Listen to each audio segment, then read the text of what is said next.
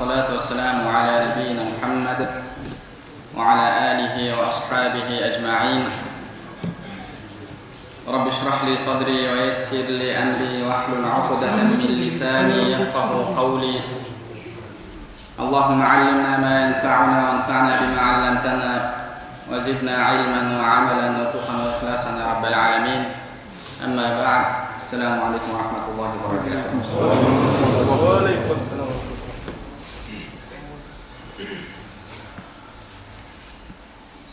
Әуелі осындай өзінің қасиетті мекенінде Байтуллах болған мешітте бас қосуымызды нәсіп еткен Алла Субханала Тағалаға хамду саналар, шексіз мақтаулар болсын. Алла Субханала Тағаланың соңғы елшісі сүйікті пайғамбарымызға, оның отбасына, сахабаларына және сол кісілерге қияметке дейін ізгілікті ергендерге Алла Тағаланың салауат, сәлемдері болсын. Алла Субханала Тағала осы жиынымызды, осы бас қосуымызды Пайғамбарымыз саллаллаху алейхи ва салламның хадис шарифінде сипаты келген Алланың мейірім, рахымы түсетін, Алланың періштелері қоршап алатын және Алла Тағала мақтан ететін мәжілістерден, бас қосулардан болуын Алла Тағаладан сұраймыз. Алла Субханала Тағала иншалла осында бас қосып жиналып жатқандай ертең жұмақта Пайғамбарымыз саллаллаху алейхи ва салламмен бірге бас қосуымызды, Пайғамбарымызбен жұмақта бірге болуымызды нәсіп етсін. Сіздермен осында бас қосып отырғаныма өте қуаныштымын. Біз имамдарыңыз Исмаил ағамызбен біраздан бері келуді жоспарлап ниеттеп жүрген едік. Енді Алланың қалауымен осы күнде бас қосуымыз нәсіп болған екен. Алла Тағалаға мақтаулар, хамду саналар болсын. Сіздермен бүгін қарастыратын тақырып жайында ойланып, қандай тақырып таңдасақ, рухтың азығын береміз бе, немесе ақылдың азығын береміз бе деген мәселе алдымызда тұрды. Жалпы мұсылман адамда рух бар, ақыл бар және әрқайсысының азығы бар. Рухтың азығы бар және ақылдың азығы бар. Рухтың азығы бұл адамның иманын асыратын, көзіне жас келтіретін, жүрегін жібітетін уағыздар, құлшылық, зікір. Бұл рухтың азығы. Рухтың азығымен қоса мұсылман адам ақылдың азығын беруі тиіс. Ақылдың азығын беруі керек. Ақылдың азығы бұл білім. Ақылдың азығы білім. Ақылдың азығында көзге жас келуі, көзге жас келмеуі мүмкін. Ол жерде адамға қиындау болған мәселе болуы мүмкін. Жалпы өмірде де қарайтын болсақ, бір оқиғаны оқу, роман оқу, әдеби кітаптарды оқу, математика, алгебра, физика сияқты білімдерді оқудан адамдарға жеңіл. Физика, математика оқыған кезде адам басын істету керек, түсіну керек, мәліметтерді қорыту керек. Ал роман оқыған кезде ондай нәрсе қажет емес. Тура сол секілді уағыз тыңдаған кезде жалпы адам уағызды тыңдайды, машалла әсерленеді. Бірақ адам тек қана рухтың азығын ғана беріп, ақылдың азығын беруді тастап қоюына болмайды. Ақылдың азығы бұл білім, ақылдың азығы ақида білімі, фих білімі. Сіз фихи мәселелерді оқып жатқан кезде, хадистің түрлерін оқып жатқан кезде, қандай хадиске амал етуге болады, қандай хадиске амал етуге болмайды, Ханафи мазхабының дәлелдері мынандай. Бұл жерде хадис ғылымының мына ережесі бар, усул фих ғылымының мына ережесі бұл жерде бар. Немесе әлгі қазіргі кезде тартысты мәселелердегі дәлелдерді оқып жатқан кезде ол сізге ауыр тиюі мүмкін. Сізге ауыр тиюі мүмкін. Кейде түсінуге қиындау болады мәселе. Біз 2009 жылы бірінші осы қазіргі таңда өте күрделі болып тұрған ақида мәселесінен сабақ беріп бастағанда шәкірттерге бұл мәселелер оларға ауыр тиді.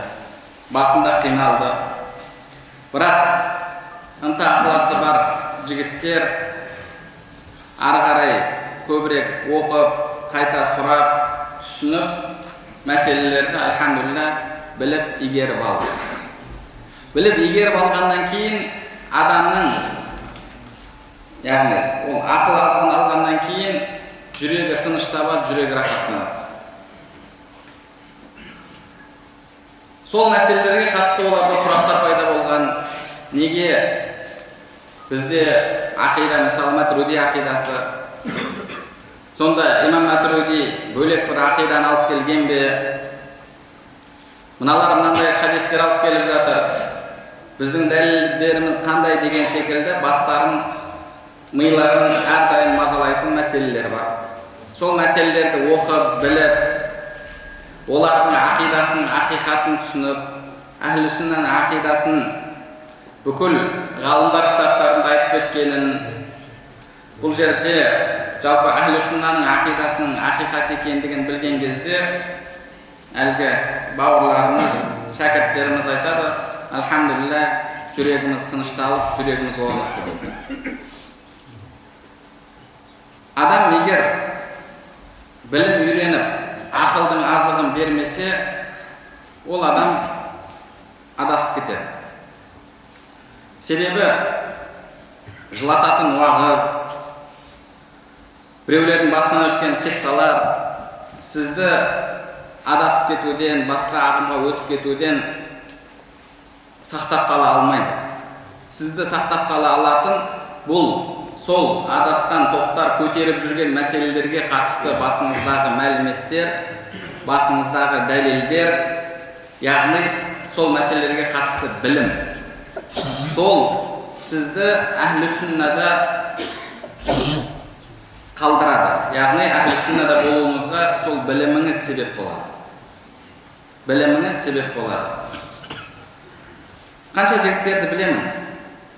Білім ал, үйрен, фихты үйрен, фихтың ішінде қазіргі таңда тартысты болып жатқан мәселелерді үйреніп, дәлелін біліп алып, өзіміздің ақиданың дәлелдерін жаттап алып деген кезде басқа, енді мен өте қоймаспын деген жігіттер болды.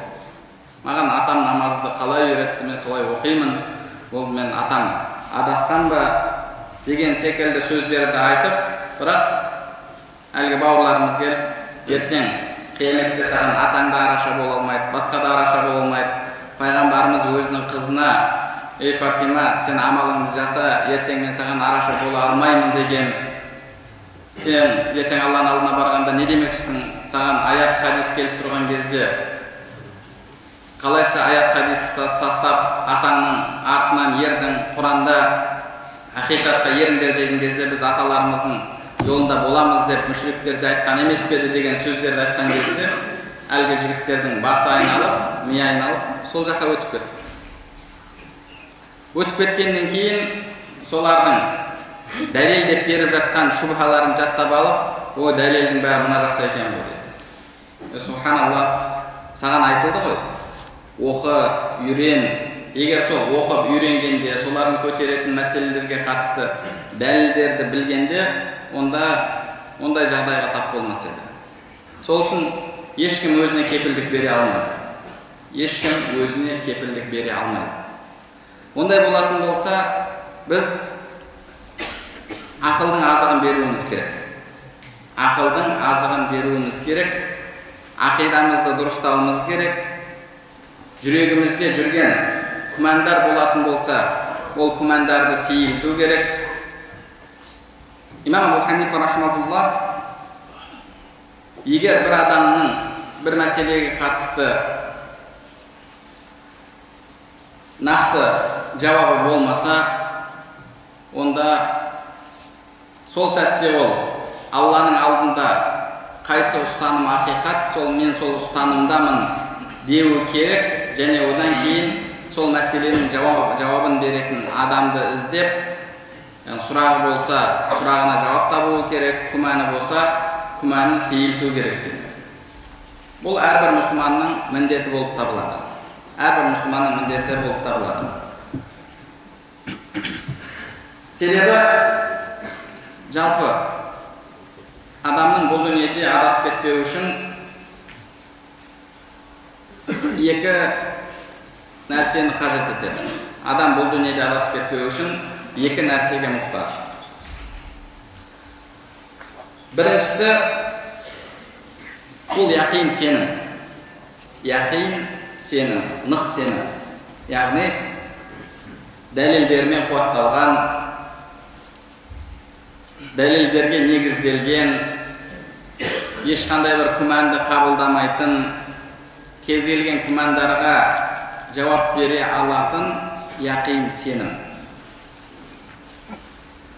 Екіншісі шахуаттарға сабырлық. Имамдарымыз айтады, адамды адастыратын бұл дүниеде екі нәрсе бар дейді. Шубухат және шахауат. Шубухат және шахауат. Шубухат дегеніміз шубхалар, яғни күмәндар. Кез келген теріс пікір, кез келген теріс ақида, теріс ұстаным, теріс идеология бұл шубха болып табылады. Мысалы, атеист шубхада жүр, христиан шубхада жүр, әлгі исламның ішіндегі адасқан ағымда жүргендер, муржиттер болсын, муътазилиттер болсын, шииттер болсын, тағы басқа қандай ағымдар бар, барлығы бастарында шубха бар, сол шубхаға еріп жүр, күмәндарға еріп. Ол нақты дұрыс сенім болмағаннан кейін оның барлығы күмән болып табылады. Оның барлығы күмән. Адамды адастыратын қисық теріс идеология, теріс сенім, және екіншісі бұл адамның нәпсісіне жағатын харам істер. Харам істерге төтеп беру үшін адамға сабырлық керек. Яғни шубхадан арылу үшін, шубхаға түспеу үшін, басыңызға теріс пікір кіріп кетпеу үшін сеніміңіз яқин сенім болуы керек. Ал дүниенің қызығына беріліп кетпеу үшін, сол жолда харамға түсіп қалмау үшін сізге сабырлық керек. Алла субханаху тағала Құран кәрімде وَجَعَلْنَا مِنْهُمْ أَئِمَّةً يَهْدُونَ بِأَمْرِنَا لَمَّا صَبَرُوا وَكَانُوا بِآيَاتِنَا يُوقِنُونَ. Біз оларды біздің бұйрығымызбен, әмірімізбен тура жолға бастайтын имамдар еттік. Қашан? Олар аяттарымызға нық сеніп, және сабырлық еткен кезде дейді. Уламаларымыз осы аятқа негізделіп, адамға екі нәрсе керек дейді. Біріншісі яқин сенім, басына теріс ақида кірмеу үшін, екіншісі сабырлық дейді. Яғни дүниенің әлгі адамға, дүниедегі адамға жағымды нәрселер алдына келген кезде сол нәрселерге харам жолмен қол жеткізуге ұрынбас үшін адамға сабырлық керек. Ондай болатын болса, бұл біріншіден өзіме және осы мешітте келіп отырған барша бауырымызға айтатыным, ақидамызды дұрыстауымыз керек және дәлелдерін үйренуіміз керек. Шейх Мұхаммад Саид Рамадан Ибуты рахматуллах осы мәселеге қатысты айтады. Исламға, мұсылмандарға ең үлкен жау дейді.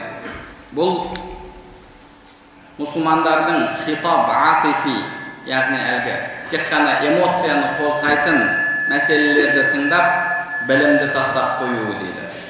Білімді тастап қоюы. Бұл көп бауырларымызда проблема. Ол басын қатырғысы келмейді, тартысты мәселелерді үйренгісі келмейді. Тартысты мәселелерді, сол тартысқа деген махаббат үшін үйренбейсің. Егер заман тыныш болатын болса, бұндай фитналар болмайтын болса, онда адам өзінің ақидасын дұрыстап алғаннан кейін ары қарай құлшылығымен айналысу керек. Және сол уақытта, сол заманда не талап етіледі, сонымен айналысу керек. Яғни, сол бір уақыттары мұсылмандардың міндеті атеизммен күресу болды. Себебі соны қолдап тұрған үлкен держава болды. Сол ақиданы таратты, сонымен күресу міндет болды. Яғни, әр уақытта әр түрлі талап болады, соған қарай әрекет ету керек. Адам тартысты мәселелерді, сол нәрселерге деген махаббат үшін үйренбейді. Біріншіден өзінің дінін сақтау үшін үйренеді. Өзінің дінін сақтау үшін. Себебі қазіргі таңда көтеріліп жатқан мәселелер бар. Сендердің ақидаларың дұрыс емес. Сендердің ақидаларың муътазилиттердің, жахмилердің ақидасы. Имам Матруди адасқан, Имам Абу Ханифа ақидада муржит болған. Сендердің фихтарың барлығы бидғатқа негізделген, дәлелдерің жоқ, істерің бидғат, яғни сенімдерің дұрыс емес, сенімдеріңмен қоса амалдарың да дұрыс емес. Яғни сендер былайша айтқанда, енді шаруаларын тыңған адамсыңдар. Тура осы жолда жүретін болсаңдар, әлгі адасқан фирқалардың қатарында тозақы боласыңдар деген әңгімелер айтылып жатыр. Соның себебімен қанша бауырларымыздың басы ауырып жүр. Бұл мәселелерді қазір білу, бұл заман талабы, қазіргі уақыттағы мұсылмандардың міндеті. Неге? Себебі осы мәселелерге қатысты қазір мұсылмандардың арасында діни вирус тарап жатыр. Мен бұны вирус деп атауға болады. Бұл діни вирус. Вирус, яғни медициналық вирус адамның ағзасын құртатын болса, бұл вирус адамның ақылын, сенімін құртады. Сіздің сеніміңіз құрығаннан кейін болды. Одан кейін сіздің тәніңіз қанша сау болсын, оның пайдасы жоқ. Неге? Себебі негізгі дерт бұл ақылдың, жүректің дерті болып табылады. Егер теріс сенімде болатын болсаңыз, онда сіздің басыңызда вирус бар. Ол вирусты емдеу керек. Вирустан арылу керек. Ал вирусқа тап болмас үшін, басыңызға вирус кірмеу үшін, сіздің басыңызда антивирус болу керек. Басыңызда антивирус болу керек. Ол сіздің әлгі дәлелдеріңіз жаттап алған, ақидаңыз жақсылап біліп алсаңыз, яғни сіз басыңызға діни антивирус қойдыңыз. Сіздің діни иммунитетіңіз көтеріледі. Адамның иммунитеті әлсіз болған кезде, ол түрлі ауруларды, түрлі вирустарды жұқтырады ғой. Тура сол секілді, сіз өзіңіздің ақидаңызды дұрыс білмесеңіз, фихтағы істеп жүрген амалдарыңыздың дәлелдерін толық дұрыс білмесеңіз, ертең сіз осы қоғамда тарап жатқан діни вирусқа шалдығасыз. Діни вирусқа шалдығасыз да, біраз уақыттан кейін мадхалет болып шығасыз, немесе такфирет болып шығып, ары қарай Сирияға кетемін, сонда өлемін деп өзіңізге, отбасыңызға, жалпы дінге қанша зардап алып келесіз. Оның алдын алу үшін қайтадан адамға білім керек. Білім, тағы да білім, тағы да білім. Сол үшін де мен біз сонша жерден келіп отырғаннан кейін сіздермен бүгінгі бас қосуымызда, кешкі бас қосуымызда иншалла негізгі қазіргі кездегі мәселелерді қысқаша үйреніп, сол мәселелерге шолу жасап шықсақ, сол дұрыс болады деген өзім ойдамын. Не дейсіздер, оған келісесіздер ме?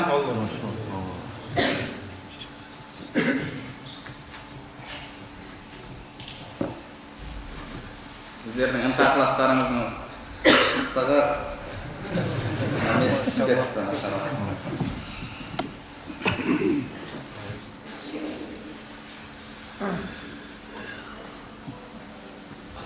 Иншалла, бүгін Алла насіп етсе, сіздермен ақылымызды азықтандырайық. Кейін иншалла басқа ұстаздар келіп жатқан кезде рухтарыңызды иншалла азықтандырар. Жалпы адамға бірінші керек болған нәрсе бұл дұрыс ақида, дұрыс сенім. Егер сеніміңіз дұрыс болмайтын болса, онда сіздің оқыған намазыңыздың, жасаған құлшылықтарыңыздың пайдасы шамалы болады. Пайдасы шамалы болады. Ең бірінші адамға дұрыс сенім керек. Харижиттер деген адасқан топ бар. Ол атауды олар кейіннен алды, хавариж деген атауды. Бірақ олардың сипаты пайғамбарымыз саллаллаху алейхи вассаламның хадисінде келген. Пайғамбарымыз саллаллаху алейхи вассалам сол хавариждерді сипаттап сахабаларға былай дейді: тахқируна салатакум иля салатихим, сиямакум иля сиямихим, қиямакум иля қиямихим.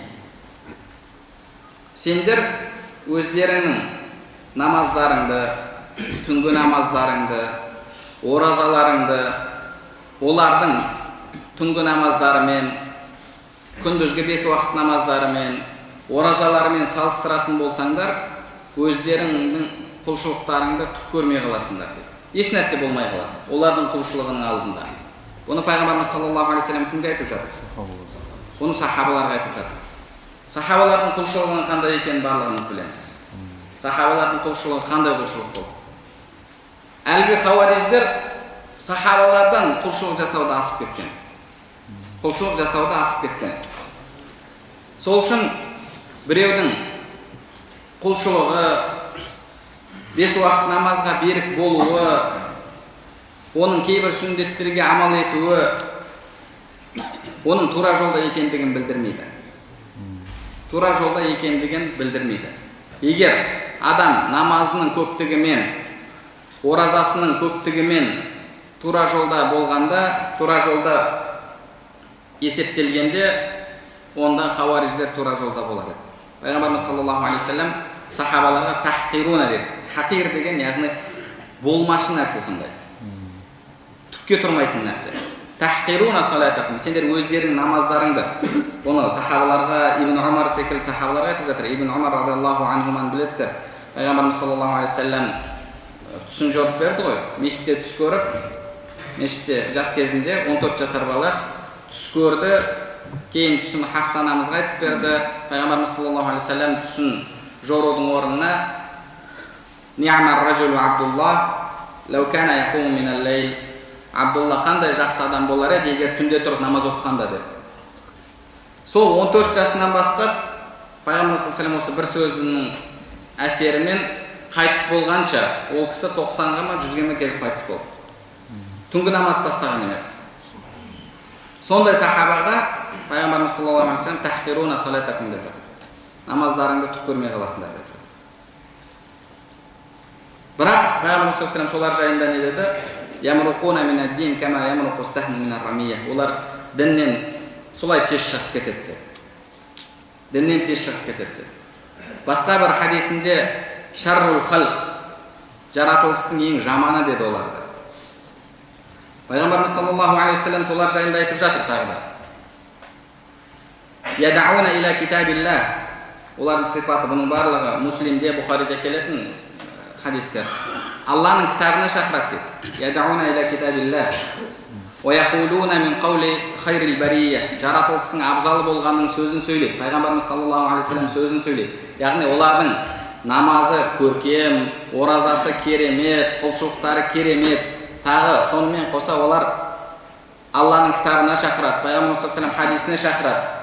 Сізге келіп, субханаллах, неге Алланың кітабына ермейсің, неге Пайғамбарымыз саллаллаху алейхи вассалам хадисіне ермейсің?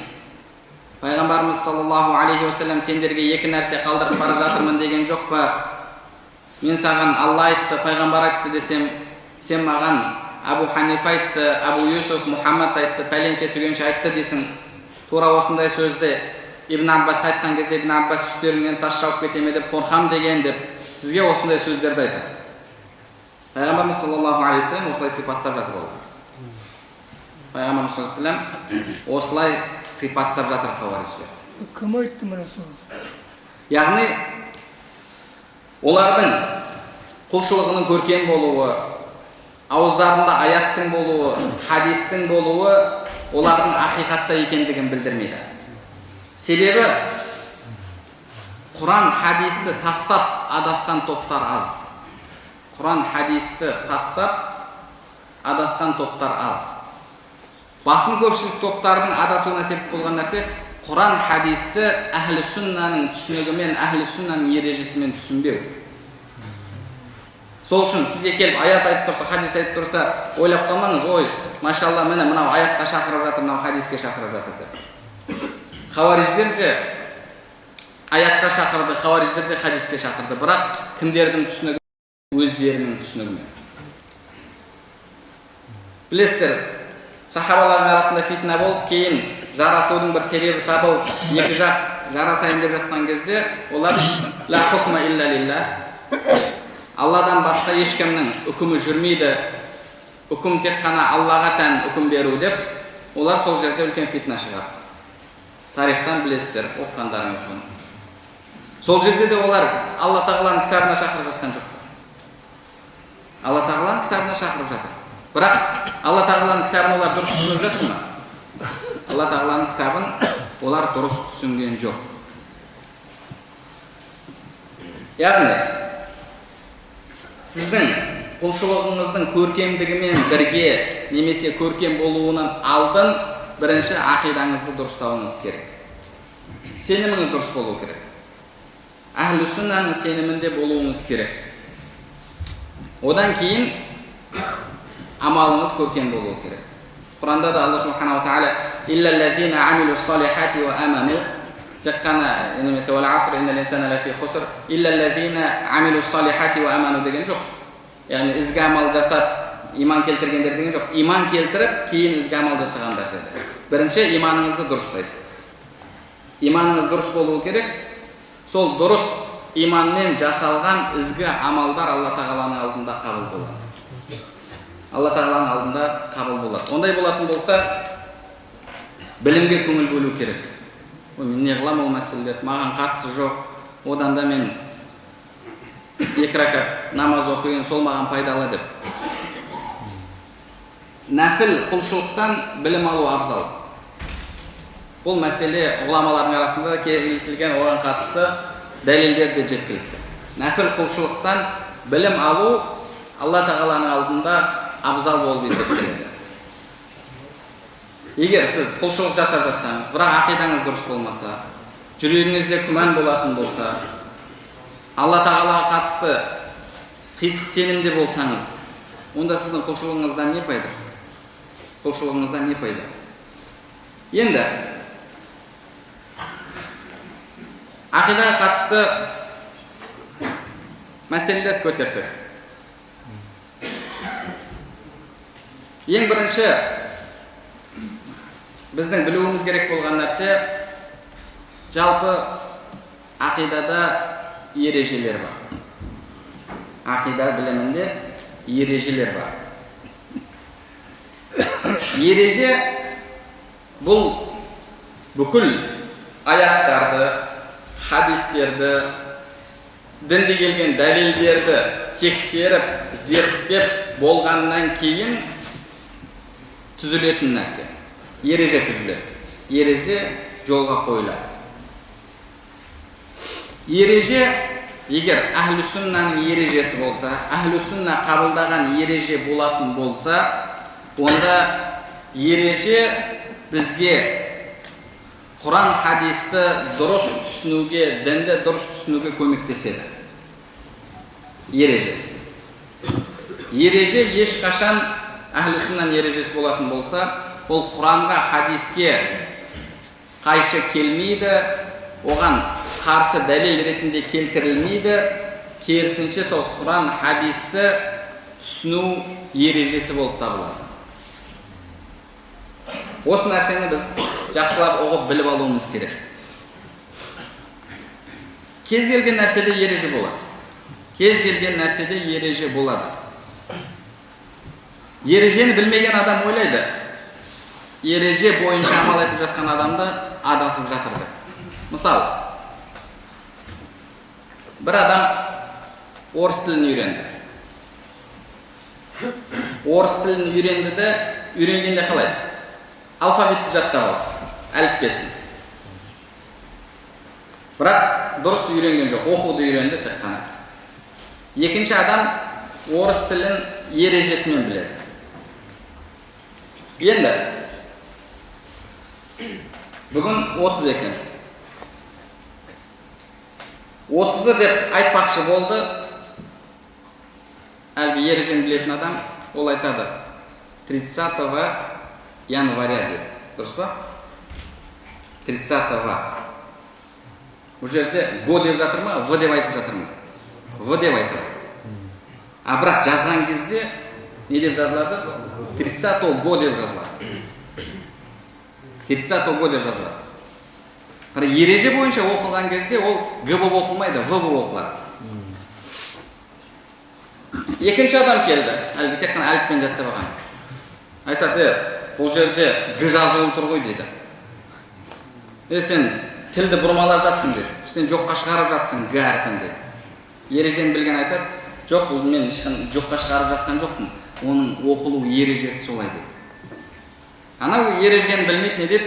Сен бұрмалап жатсың, сен мухаррифсің деді.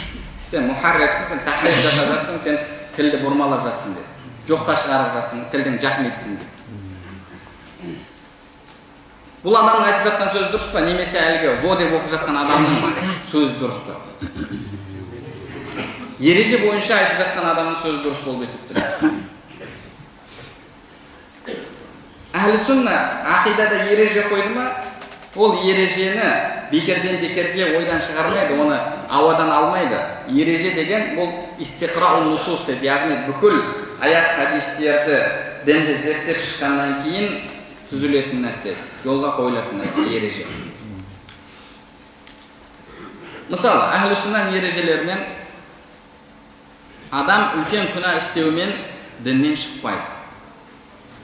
Үлкен күнә істеумен, істің өзімен қосымша мәселелерді айтып жатқан жоқпыз біз. Оны халал деп есептеді, оған қарсы дәлел жоққа шығарды, басқа. Ол мәселе емес. Тек қана істің өзімен, күнә істі істеумен кәпір болмайды. Бұл әхлі сүннаның ережесі. Хаваридждерде, муътазилиттерде ол адам діннен шығып кетеді. Діннен шығып кетеді.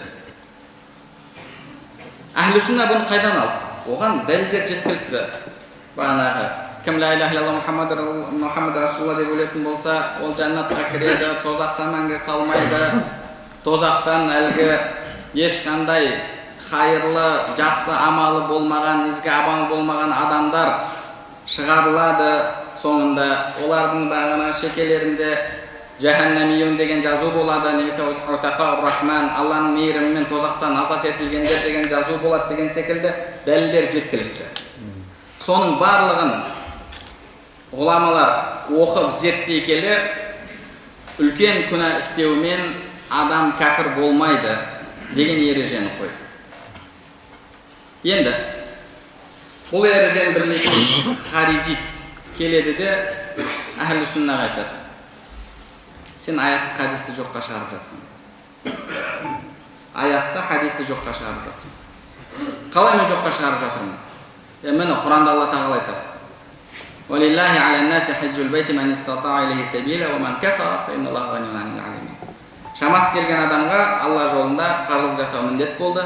Кім күпірлік істесе, Алла оған мұқтаж емес. Тәфсирінде күпірлік істесе, яғни қажылық жасамаса шамасы келе тұр дейді. Міне Алла тағала шамасы келе қажылық жасамаған адамды күпірлік істесе деп тұр, яғни ол кәпір дейді. Ман ғашшана фалайса минна. Кім бізді алдаса, бізден емес. Бізден емес деген яғни кімдерден емес? Мұсылмандардан емес. Мұсылмандардан болмаса, ол кімдерден болады? Кәпірлерден болады. Онда мұсылмандарды алдаған адам кәпір. Басқа бір хадисте қожайыннан қашып кеткен құл кәпір болды дейді. Міне қашып кетсе, ол кәпір болып кетеді, яғни мұсылман болмайды, мұртад болады. Намазға қатысты дәлелдерді оқиды. Сөйтеді, міне мына жерде кәпір болды, мына жерде кәпір болды деп тұр. Ондай болса, тағы басқа мысалы хадисте ман интасаба иля гайри аби, кім өзін әкесінен басқа адамға телейтін болса, күпірлікке түседі дейді. Әкем пәленше дейтін болса, бір адам мысалы бізде әдет бар ғой, әлгі атамның баласымын дейді, кімнің баласысың десе, пәленше деп атасын айтты. Ол адам да кәпір болды. Сонымен қараса, қоғамдағы барлығы кәпір. Сен олай емес, бұл мәселе десең, саған не дейді? Сен аят хадисті жоққа шығарып жатсың. Сен аят хадисті жоққа шығарып жатсың, сен аят хадисті бұрмалап жатсың дейді. Енді бұл жерде кімнің ұстанымы дұрыс? Күнә істеген адам, ауыр күнә істеген адам кәпір болмайды, сол күнәні істеуімен ол күнәһар болады, пасық болады деген адам ба, немесе кәпір болды деген кез келген аят хадисті алып алып, соны істеген адам кәпірге шығарған адам ба? Қайсысынікі дұрыс? Пасық деген. Әхлі сүннаның ұстанымы дұрыс болып есептеледі. Ол ана хадистерді жоққа шығарып жатыр ма? Жоқ, жоққа шығарып жатқан жоқ ол хадистерді. Аят хадистерді жоққа шығарып жатқан жоқ. Оны басқа аят хадистерге негізделген әхлі сүннаның ережесіне сай түсініп жатыр. Біз осы нәрсені біліп алуымыз керек. Осы нәрсені жақсылап біліп алуымыз керек. Ереже бұл ақидада болсын, фихта болсын, тілде болсын, ереже сізді қателесуден сақтайды. Ереже қателесуден сақтайды. Яғни тілдегі ережені жаттап алыңыз. Былай болса мынандай болады. Мына әріппен мына әріп келсе, мысалы тәжвидте, ол мына әріпке айналып кетеді. Мына әріп мынаған жоғылса, ол мына болады, ихфа болады. Сіз ол әріпті жоққа шығарып жатқан жоқсыз, дұрыс па? Құранда сол ереже бойынша оқып жатсыз. Тәжвидті білмеген адам келеді де, сен субханалла мимді жоққа шығарып, немесе нунды жоққа шығарып жатсың дейді. Нун мимге жоғылса мим болып кетеді, яйға жоғылса сөкінді болып яй болып кетеді. Ереже бар десең, субханалла сен жоққа шығарып жатсың дейді. Неге себеп ол білмейді ол ережені. Тілдің ережесін білсеңіз, қателесуден, сөйлеген кезде қателесуден сақ боласыз. Ақиданың ережесін білсеңіз, әхлі сүнна ақидасынан шығып кетпейсіз. Сол үшін де ең бірінші біз әхлі сүннаның ережелерін жақсылап біліп алуымыз керек. Енді қазіргі таңда тартысты мәселелердің бірі бұл муташабихат аят хадистер мәселесі. Муташабихат, яғни әлгі Алла тағалаға қатысты белгілі бір мекен айтылған аяқ, немесе бағана қол, аяқ, жүз деген секілді, немесе жүрді, жүгірді деген секілді сөздер келген аят хадистер. Бұл аят хадистердің муташабихат екенін әхлі сүннан бүкіл имамдар айтып қойған. Қазір кейбіреулер бекерге тырысып жатыр, ол муташабихаттен емес, ол мухкамат демекші. Құранда Алла субханаху ва тағала Бақара сүресінде, кешіресіздер, Али Имран сүресінде Құранда мухкамат және муташабихат бар екенін айтты. وَالَّذِي أَنزَلَ عَلَيْكَ الْكِتَابَ مِنْهُ آيَاتٌ مُحْكَمَاتٌ هُنَّ أُمُّ الْكِتَابِ وَأُخَرُ مُتَشَابِهَاتٌ. Алла тағала саған кітапты түсірді, онда мухкамат аяттар бар, және сол аяттар Уммул китаб, кітаптың анасы дейді. Кітаптың анасы деген сөз, яғни арабтарда деген негізгіге айтылады, негізгі болған нәрсеге. Мысалы Меккеге Уммул Құра дейді, яғни қалалардың анасы дейді. Құран Ummul Kutub, бүкіл кітаптардың анасы. Құранның ішінде мұхкамат аяттар бар, сол Құранның ішіндегі Уммул Китаб, яғни негізгі басшылыққа алынатын аяттар. Ва ухару муташабихат, және соның жанында да муташабихаттар бар дейді. فأما الذين في قلوبهم زيغ فيتبعون ما تشابه. Жүрегінде дерті болғандар мұхкаматты басшылыққа алмайды, негізделмейді мұхкамат аяттарға, олар фаяттабиуна ма ташабах. Муташабихат болған аяттарға ереді. Яғни соны өз алдына бірінші дәлел етіп алады. Және ибтиғал фитна. Олар фитна іздейді. Ибтиға тәуили. Және олар мағынасын іздейді. Тәуил сөзі Құрандағы бұл жерде мағынасы деген мағынасы деп келеді. Тәуил деген бұл жерде ақидадағы тәуил мәселесі емес. Ол терминдік сөз. Ол терминдік ақида саласында пайда болған сөз. Ал бұл жерде тәуил, яғни мағынасы деген сөз. Имам Табари рахматуллах та өзінің тәфсирін солай айтады. Тәуил деп атайды. Тәуил бұл жерде яғни сөзде тәфсирі, мағынасын беру, мағынасын түсіндіру. Енді бұл жерде Алла субханала тағала жүрегінде дерті болғандар муташабихаттарға ереді, және сол арқылы олар фитна іздейді дейді. Енді мынау қол, аяқ, жүз деген секілді Аллаға қатысты сөздер келген аяттар муташабихат болмағанда, онда қандай басқа аяттар муташабихат? Жалпы ислам тарихын қарайтын болсақ, ең үлкен фитна осы мәселелерге қатысты болды. Алла субханала тағала өзі айтып жатыр, олар фитна іздейді дейді. Олар фитна іздейді. Яғни фитна жалпы ислам әлемінде осы мәселелерге қатысты көп болды. Ол әлгі бауырларымыз айтқандай Алиф лам мимге қатысты ахлу суннаның арасында, жалпы мұсылмандардың арасында ондай бір қатты фитна болған жоқ. Қай жерде оқыдыңыз? Алиф лам мимге қатысты мұсылмандар бөлінді, немесе хамимнің мағынасына қатысты бөлініп, бір-бірін кәпірге шығарды. Қан төгіс болды деген. Естіңіздер ме ондай нәрсе? Ондай нәрсе болған жоқ. Яғни жалпы тарихтың өзі де бұл жердегі муташабихат Алла тағалаға қатысты әлгі аяттар екендігін көрсетіп тұр. Енді осы муташабихат аят хадистерге қатысты ахлу суннаның ережелері бар. Бұл ережелерді имамдарымыз кітаптарында, ақида кітаптарында баян етеді.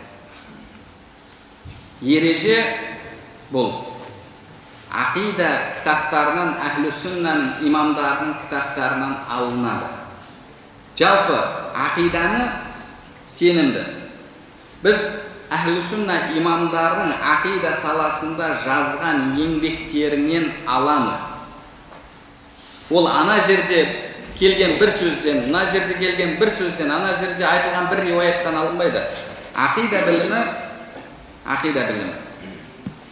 Бұл сол салада жазылған еңбектерден алынады.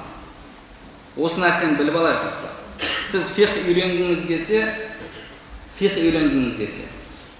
фиқ кітабын ашасыз. Хадис үйренгіңіз келсе, хадис кітабын ашасыз. Тіл үйренгіңіз келсе, тілдің кітабын ашасыз. Яғни әр саланың өзінің кітабы бар. Ақиданы мына жерде пәленше былай деді, түгенше былай деді деген сөзден алмайсыз. Оны нақты ережелермен жазылған, жолға қойылған кітаптардан аласыз. Сол арқылы түсінесіз. Сол үшін де сізге кез келген адам келсе, мынандай аят бар, мынандай хадис бар, оған не дейсің десе, ахлу сунна имамдары оған қатысты не айтты? Және оны қандай ережемен түсінді? Егер сіз ахлу суннаның ережесімен түсінбесеңіз, ана хауариждер сияқты адасып кетесіз. Хауариждер сияқты адасып, келабу жаханнам, тозақтың иттеріне айналасыз. Пайғамбар саллаллаху алейхи хадисінде сипат келген. Ахлу суннада ақидаға қатысты, осы муташабихатқа қатысты ережелер бар. Мысалы, сол ережелерден имам Абу Джафар Тахауи өзінің ақида мәтінінде және имам Абу Ханифа одан алдын Фиқл Акбар кітабында, басқа да имамдарымыз өздерінің еңбектерінде айтып кеткен. Мен имам Абу Джафар Тахауиді бірінші айтқан себебім, имам Тахауидің кітабына қатысты Ахлі Суннаның жалпы ғұламалардың арасында, яғни сол кітап нақты имам Абу Джафар Ат-Тахауидің екендігі жайында ешқандай тартыс жоқ. Бұны Ахлі Сунна да, Ахлі Сунна емес те барлығы мойындайды. Имам Абу Ханифаның кітабына қатысты сәләфи бауырларымызда күмән бар. Ол оның кітабына кітап емес па, оның санадында мынандай адам бар деген секілді. Фиқл Акбар кітабына қатысты, Уасияға қатысты. Сол үшін де бірінші имам Абу Джафар Тахауи рахмаллаху айтып жатыр. Болмаса имам Абу Джафар Тахауи өзінің мәтінінде имам Абу Ханифаның ақидасын баяндап берген. Хада зикру баяни ақидат ахлі сунна вал жамаа аля мазхаби фуқахаил милла. Бұл ахлі сунна вал жамааның ақидасын осы үмбеттің фақихтері Абу Ханифа, Абу Юсуфтердің мазхабына сай баян ету деп бастайды. Осы кітабында ол кісі айтады: «Ма зала би сифатихи қадиман қабла халқих, лам яздад би каунихим шей'ан лам якун қаблахум мин сифатих». Аллаху субханаху ва та'ала жаратылысты жаратпай тұрып, өзінің бүкіл кемел сипаттарына ие болған. Алла тағала жаратылысты жаратуымен, әлемді жаратуымен өзіне ешқандай жаңа сипат қосқан жоқ деді. Өзіне ешқандай жаңа сипат қосқан жоқ. Бұл ереже. Бұны имам Абу Ханифа рахматуллах айтады. Басқа да Ахлі Сунна имамдар айтады. Осы ережені алыңыз да басыңызға кіргізіп алыңыз. Басыңызға кіргізіп, жақсылап полкаға жайластырып қойыңыз сөреге. Және аят хадистерді осы Ахлі Суннаның ережелері арқылы түсініңіз. Осы ереже арқылы түсініңіз. Алла субхана ва тағала өзінің бүкіл кемел сипаттарына ие, әлемді жаратуымен өзіне ешқандай жаңа сипат қосқан жоқ. Өзіне ешқандай жаңа сипат, алдын болмаған сипат қосқан жоқ. Себебі кез келген сипат, қосылған сипат, егер бір сипат қосылса, ол сипат не кемшілік сипаты болады, не артықшылық сипаты болады. Яғни сипат, ол не артықшылық сипат, не кемшілік сипат. Мысалы, сіздің бойыңызда бір сипат бар.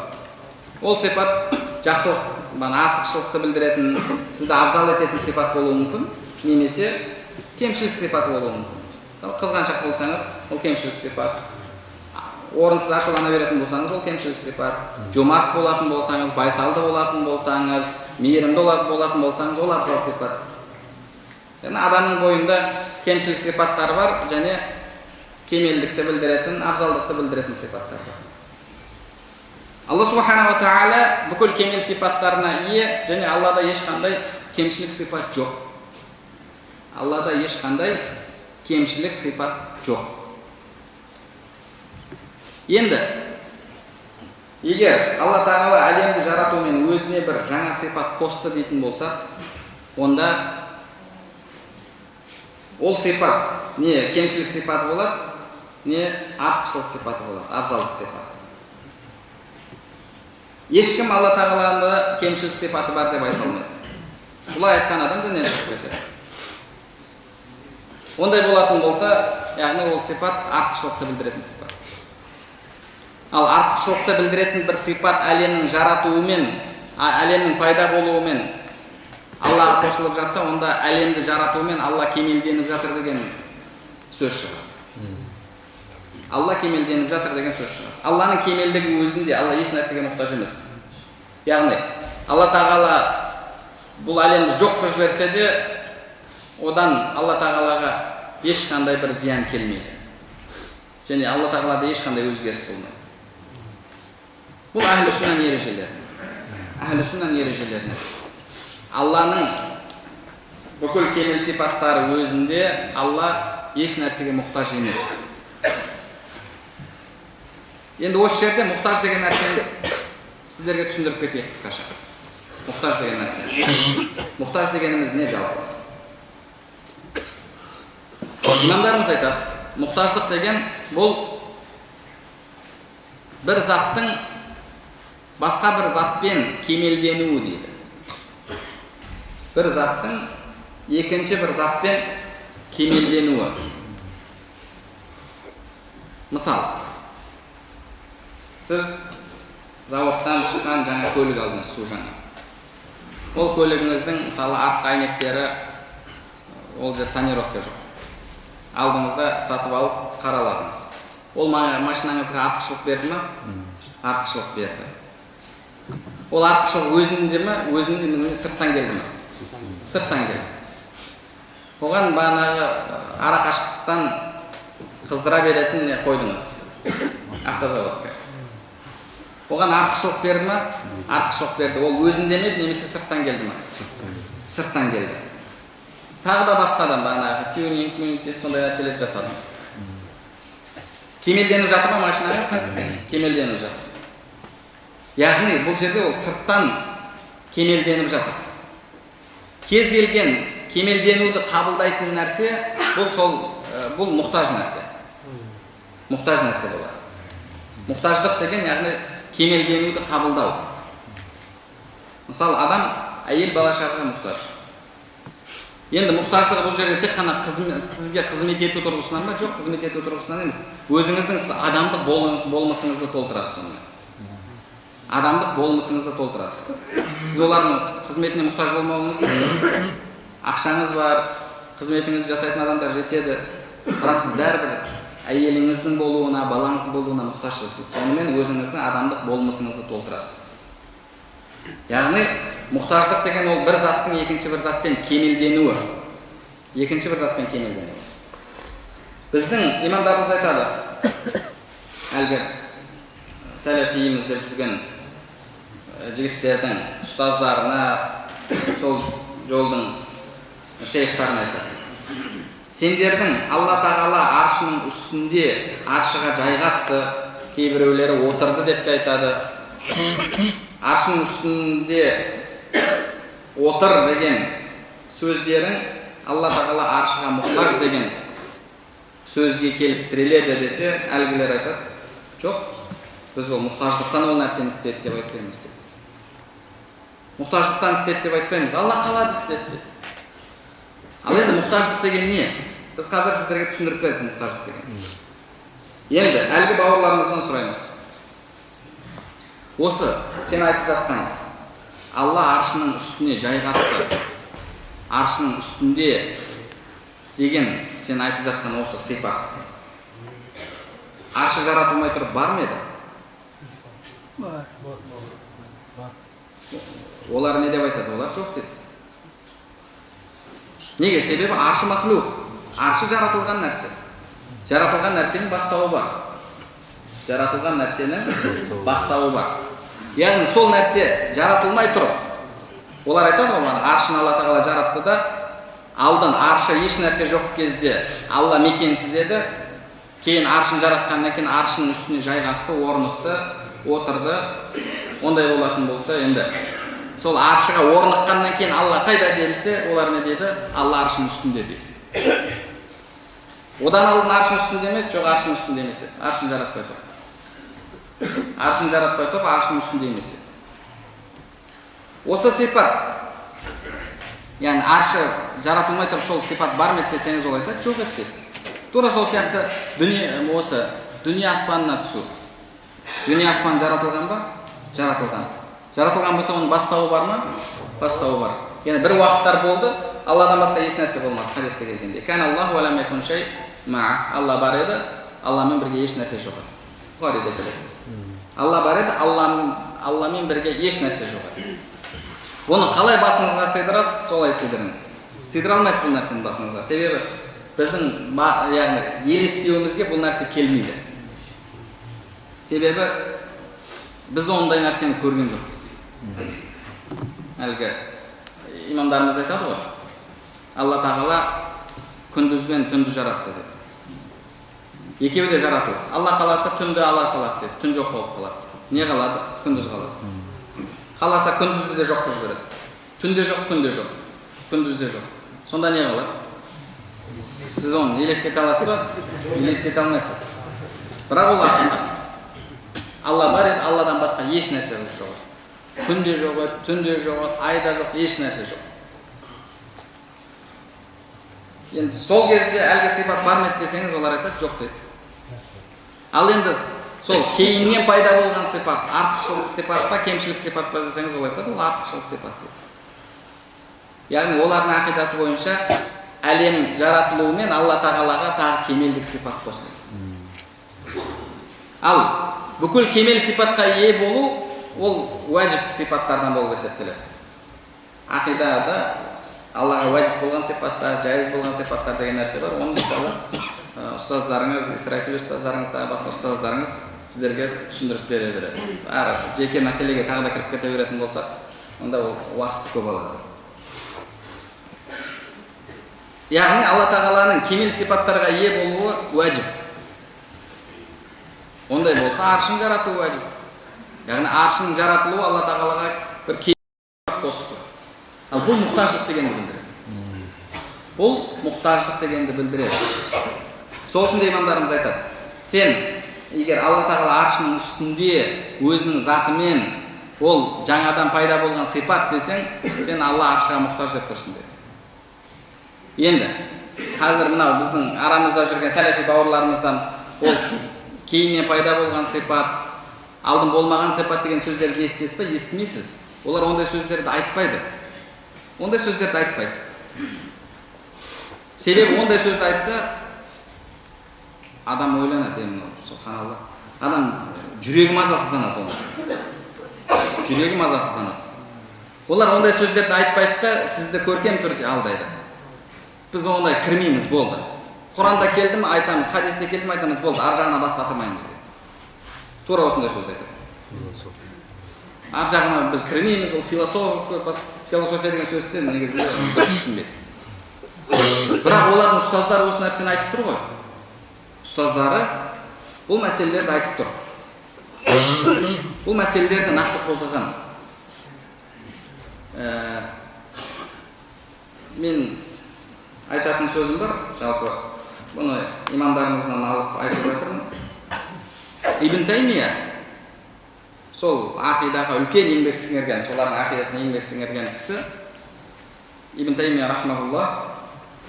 Ол кісінің қазіргі сәләфилерден ерекшелігі, артықшылығы. Ол кісі батыр еді. Өзінің ақидасын жасырмайды. Міне мен ақидам мынау. Міне ақидам міне, дәлелдерім міне. Ал кесіп алсаң кесіп ал деген секілді былайша. Қазіргілер жоқ, біз ол мәселеге кірмейміз. Сахабалар кірді ма? Табиғандар кірді ма? Жоқ, сен сол мәселені қозғап жатсың ба? Одан шығатын нәрселер бар. Сол мәселелерді сен қалай түсіндіресің? Сол мәселелерді қалай түсіндіресің? Ұстаздарың түсіндірді. Сен неге түсіндірмейсің? Неге ұстаздарыңды ахлі сүннан имамдар деп тұрасың да оның сөзінен қашасың? Мысалы, олардың үлкен ұстаздарының бірі Шейх Мұхаммад ибн Салих ал-Усаймин. Мұхаммад ибн Салих ал-Усаймин. Шейх Усаймин деген сөзді естісіздер ғой. Сол кісі Шарх ал-Ақида ал-Уасития, Ибн Таймия рахмауллахтың Ақида ал-Уасития деген кітабы бар. Сол кітабына түсіндірме жазған, шарх. Ол шарх негізінде аудио сабақтар, кейін шәкірттер оны параққа түсіріп, ұстаздарына береді, ұстаздар қарап шығып, тексеріп, сонымен ол кісінің мақұлдамалығынан кейін кітап қылып шығарған. Кітап варианты бар, және аудио дәрістер бар. Кітабында ол сөздері жоқ, ол сөздерді алып тастапты, бірақ аудио сабақтарында ол бар. Мен оны солардың сайттарына түсіріп берген, сақталып қойған. Сонда ол кісі айтады, Алла тағаланың сипаттары қадима және хадиса. Алдынан болған сипаттар, кейіннен пайда болған сипаттар болып көрінеді. Кейіннен пайда болған сипаттар болып көрінеді. Бұны кім айтып жатыр? Шейх Усаймин айтып жатыр. Sen sonda әлгі біздің сәләфи бауырымыз, мен оны кірмеймін деген, Шейх Усейминнен тақуа болып қалдың ба, немесе Шейх Усейминнен білімді болып қалдың? Ұстазың айтып жатыр ғой сол сөзін. Егер оны мойындамасаң, онда айт, мен мойындамаймын, ол мәселеде ол шейхім қателесті, әхлі-сүнна ақидасынан тайып кетті. Айт, қорықпай. Жоқ, ол әхлі-сүннаның имам дейсің бе, онда ол сөзін қабылда. Осылай алдайды. Біз оны кірмейміз, бас қатырмаймыз. Сахабалар бас қатырды ма?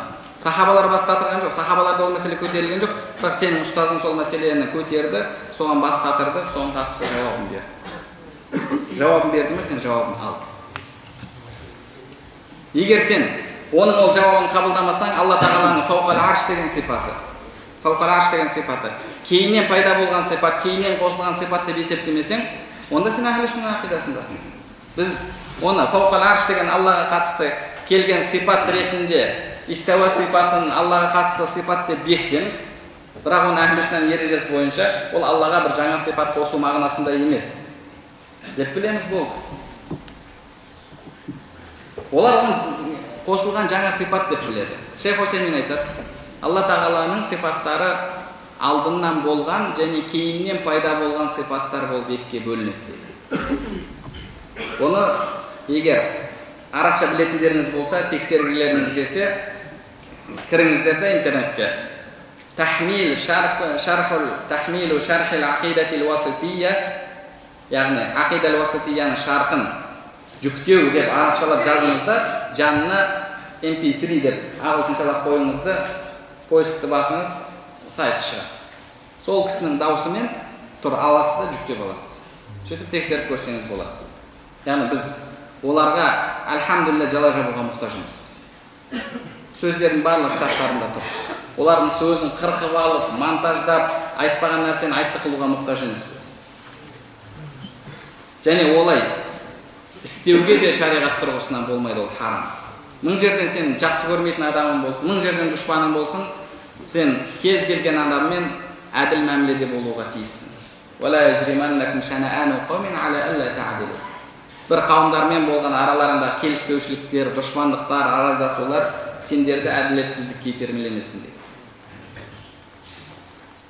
Әділетсіздікке итермелемесін дейді. Оған жала жаттың ба, мейлі ол дұшпаның болсын, жалаң үшін Алла тағаланың алдында жауап бересің. Яғни іздеп көрем десеңіздер тұр. Сол жерде ол кісі сипат екіге бөлінеді. Қадима ва хадиса, алдынан болған және кейіннен пайда болған сипаттар. Кейіннен пайда болған сипаттар себебі бар және себебі жоқ болып бөлінеді дейді. Себебі бар және себебі жоқ.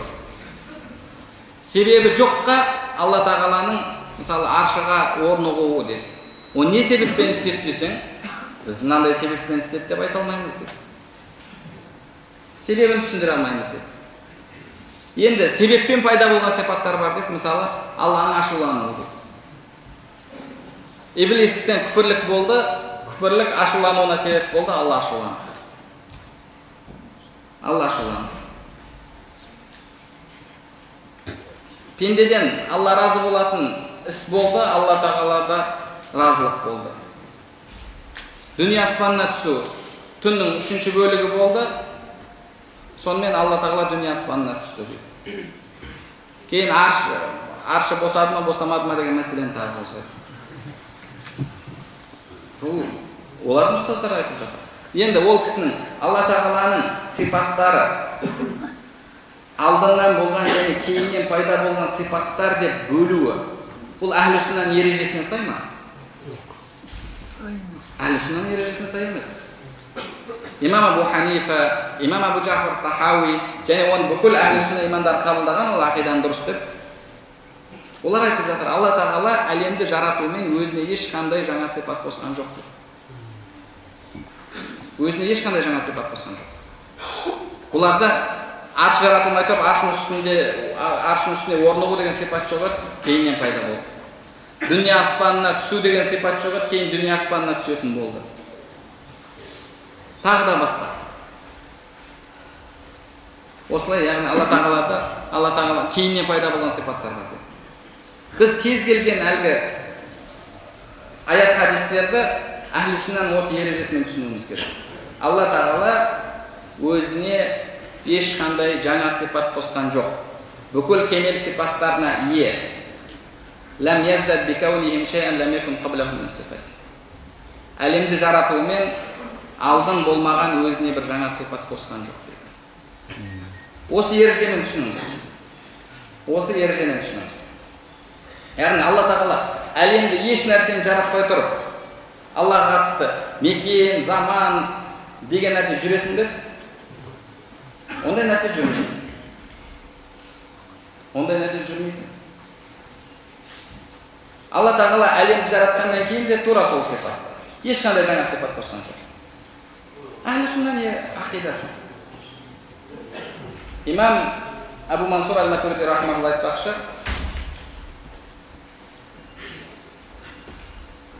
ол кісі мынандай сөз келеді: "Кан Аллаху аля макан ва хуа ал-ан аля макан ва кана ма алейхи ал-ан." Алла бар еді, мекен деген нәрсе жоқ еді. Алла алдын қандай болған болса, қазір сондай. Қазір қандай болса, алдын солай болған. Бұл сөзді ол кісі қайдан алып жатыр? Ахли сүннаның ережесін айтып жатыр. Имам Абу Джафар Тахауи, Имам Абу Ханифа. Осы ақидамен түсінсеңіз, сіз адаспайсыз. Енді бұл ереже. Бұл ахли сүннаның ережесі. Сізге әлгілер келеді тағы да, сен не сонда біреудің сөзін аят хадиске қайшы қойып жатсың ба дейді. Қарсы қойып жатсың ба дейді. Тағы да естеріңізге салайық. Бұл қарсы қоятын нәрсе емес, сол арқылы түсінетін нәрсе, ереже деген. Ахли сүннаның ережесі ме? Болды. Онда ахли сүннаның ережесі болса, онда ол қабыл етіледі. Ахли сүннаның ережесі ретінде ол қабыл етіледі. Қабыл етілетін болса, біз оны қабылдаймыз. Одан кейін, яғни осы мәселеге тағы да қатысты мәселе. Имам Абу Джафар Тахауи рахмаулла, та'ала Аллаху анил худуд. Алла шектеулерден пәк. Алла шектеулерден пәк. Алла шектеулерден пәк. Шектеулі болу. Немесе ла тахвихил джихат ас-ситту касаирил муктадаат. 6 тарап қамтымайды деп келеді. 6 тарап жүру. Яғни адамға қатысты, адамның 6 тарапының бірінде болу. Бұл физикалық, материалдық нәрсеге қатысты. Денеге қатысты. Дене, яғни физикалық дене деген нәрсе бар. Жалпы әлем екі нәрседен тұрады. Денеден және денеде табылатын сипаттар. Денеден және денеде көрініс табатын, денеде табылатын сипаттардан тұрады. Дене дегеніміз не? Дене дегеніміз өлшем қабылдайтын нәрселер. Өлшем қабылдайды. Ұзындық, биіктік, ені деген нәрселерді қабылдайды. Және ара қашықтық деген нәрсені қабылдайды. Енді екінші нәрселер бар. Сол денеде көрініс табатын нәрселер. Мысалы, адамдағы сезімдер. Жақсы көру, жек көру, ашулану. Сіз айта аласыз ба, менің ішімде жақсы көру деген сипат мына жерімде тұр. Жаман көру деген сипат сол жағында тұр, оң жағында тұр. Бұл ондай дене емес, бұл айтылмайды. Сіз айта аласыз, жүрегім тұр, жүрегімнің мына жағында асқазаным бар, оның астында бағана мынандай бар, мына жақта бүйректерім бар деп. Неге себебі ол дене. Дене. Дене ол сіз айта аласыз, мына жерде тұр, былайынан тұр. Ал араб деген нәрсе, әлгі денеде көрініс табатын нәрсе, оған дененің сипаты жүрмейді. Мысалы, имамдарымыз түсті де соған мысал ретінде келтіреді. Қара, қызыл, ақ деген нәрсе. Қара, қызыл, ақ деген нәрсе сіздің ақылыңызда, басыңызда бар ғой түс ретінде, бірақ көрсетіп берген кезде сіз бір денені көрсетесіз. Түстің өзін көрсете алмайсыз. Түс ол сол денеде көрініс табады. Яғни мынау денемі, осы дене қара болады, ақ болады, қызыл болады, тағы басқа түстер болады. Бірақ өз алдына әшейін түстің өзін көрсетіңдерші, денесіз десе, сіз көрсетіп бере алмайсыз. Ол тек қана сіздің басыңызда бар. Басыңызда бар, сыртта жоқ ол нәрсе. Енді сол нәрселер ол шектеулі нәрселер. Имам Абу Жафар Тахауи рахмаулла, Алла тағала шектеулерден пәк дейді. Yani Allah Teala әлемді жаратты. Әлем осы екі нәрседен тұрады. Тау, тас, адам, хайуан барлығын жинағанда барлығы дене. Және сол денеде көрініс табатын сипаттар. Алла осы екі нәрседен әлем жаратты. Яғни осы екі нәрсе етіп жаратты. Екі нәрседен емес, осы екі нәрсе етіп, жисім және арат етіп жаратты. Енді Алла Тағала әлемді осы нәрседен жаратты. Осылай жаратты. Алланың өзі әлемге ұқсамайды. Алла Тағала денеде емес, арабта емес. Денеде емес, денеде көрініс табатын нәрсе дейміз. Енді бұны қазір кейбіреулер түсінуге қиналуы мүмкін, бірақ қиналып одан қашуға болмайды. Себебі осы мәселелерді біліп алсаңыз, сіз әхлі сүннат ақидасында боласыз. Қатты қиын да мәселе емес, негізі жақсылап егер адам түсінгісі келсе. Қиын да мәселе емес. Алла Тағала, Құранда Алла Тағала өз жайында лайса камислихи шей, Алла еш нәрсеге ұқсамайды деді ме, яғни Алла әлемге ұқсамайды. Себебі еш нәрсе деген Алладан басқа барлық нәрсе. Ал әлем не ол? Әлем жинап келгенде дене және денеде көрініс табатын сипаттар. Осы екі нәрсе, барлығын жинап келгенде. Алла осы екеуіне ұқсамайды. Сол үшін де Имам Абу Жафар Тахауи, Алла Тағала шектеулерден пәк, Алла Тағала ағза мүшелерден пәк, Алла Тағаланы алты тарап басқа нәрселерді қамтығандай қамтымайды дейді. Алты тарап қамтымайды деген сөздің өзін қалай түсіну керек жалпы? Алты тарап деген нәрсе жоқ негізі. Алты тарап деген нәрсе жоқ. Яғни сіз әлемнің алты тарапы, әлем шестиугольный деп айта алмайсыз. Жоқ ондай емес. Алты тарап қамтымайды деген яғни бұл Имам Абу Жафар Тахауи ақиданы адамға үйретіп жатыр. Адамдарға үйретіп жатыр. Адамдарға қатысты Алла Тағала алты тарапты берді. Адамға бас берді, жүз берді, оң қол, сол қол берді, алды жақ, арты жақ. Осыған қатысты сізде алты тарап пайда болды. Яғни басыңыздың жоғарғы жағы, жоғары үстіңгі жақ, аяғыңыздың төменгі жақ, алдыңғы жағыңыз, алдыңғы жақ, артыңғы жақ, оң жақ, сол жақ. Осы алты тарап. Бұл сізге қатысты тараптар. Әлем ондай бір квадрат немесе алты бұрышты нәрсе емес әлемде. Яғни әлгі біздің сәләфи бауырларымыз Имам Абу Жафар Тахауидің осы алты тарап қамтымайды деген сөзін түсіндірген кезде, яғни алты тарап Алланы қамтымайды, Алла алты тарапты қамтиды деп түсіндіреді. Қандай алты тарап деген нәрсе? Жоқ ондай алты тарап деген нәрсе. Бұл тарап деген нәрсе ол сізге қатысты нәрсе. Сізге қатысты. Сол үшін де имамдарымыз бұл тарап деген нәрсені жихад хайуания деді. Хайуанаттарға, адамдарға қатысты нәрсе деді. Мысалы, басы жоқ, аяғы жоқ нәрселерге алты тарап деген нәрсе жүрмей. Күнде ойнап жүрген добыңызды алыңыз, добыңызды тепсеңіз, айналып келіп тоқтаған кезде сіз оны басымен тұрып қалды дейсіз ба, аяғымен тұрып қалды дейсіз ба, не дейсіз? Жоқ, ондай нәрсе жүрмей. Яғни мысалы адамға қатысты сіз айта аласыз. Мен алды жағымнан келді, арты жағымнан келді, оң жағымнан, сол жағымнан келді деп айта аласыз. Бірақ сіз допқа барып жатқан кезде, доптың алдынан келіп жатырмын, артынан келіп жатырмын деп айта аласыз ба? Неге? Ода жоқ ол нәрсе. Яғни мысалы кірпіш жатыр. Кірпішті аласыз да сіз аударып қоясыз. Ол бағанағы бетімен аспан қарап жатыр еді, енді арқасымен жатып қалды деп айтасыз ба? Жоқ ол нәрсе оған қатысты. Бұл жерде алты тарап қамтымайды деген яғни адамға қатысты үйретіп жатыр. Сен үшін алты тарап болған нәрсені сен алты тарап деп білсең, Алла Тағалаға ол алты тараптың бірінде деп айта алмайсың деп. Неге? Себебі бұл алты тарап деген нәрсе Алла Тағала сізді жаратқаннан кейін сіз үшін пайда болған нәрселер. Бұл Аллаға қатысты нәрсе емес. Аллаға қатысты нәрсе емес. Яғни Алла Тағала шектеулерден пәк деп, мысалы имамдарымыз айтып жатыр ма, онда ол Алла дене емес деген сөз. Ал Ибн Таймия ол кісі батыр, өзінің ақидасын қорқпай айтты. Ол кісі Алла Тағала өзінің заты мен аршының үстінде деді ме? Яғни аршы ол дене, оның үстінде затымен деген яғни бір нәрсе үстінде тұр. Алла Тағала аршының үстінде деген кезде ол кісі айтты, иә, Алла аршымен шектеседі деді. Алла шектеулі, аршымен шектеседі деді. тек қана аршы жағынан емес, басқа 5 жағынан да шектеулі. Жалпы ол Аллаға 6 тарап берудің өзі негізі ол Алланың жаратылысқа ұқсату болып табылады. Сен қайдан білдің? Не үшін сен Алла Тағалаға қатысты 6 тарап деп жатсың? Қайдан алдың ол сөзді? Яғни олардың біз бұл мәселеге кірмейміз, бас қатырмаймыз, не қыласың бас қатырып, аятта хадисте болды, келді, солай қабылдамайсың ба деген сөздердің барлығы әшейін жалған жарнама біліп қойыңыздар. Артында осы мәселелер жатыр. Алла Тағала шектеулі, 6 жағынан шектеулі. Алла Тағала өзіне жаңа сипат қосты, ол сипаттың себебі бар, себебі жоқ. Осындай нәрселер артында жатыр. Олар оны айтуға не білмейді, не білетіндерінің батылы жетпейді.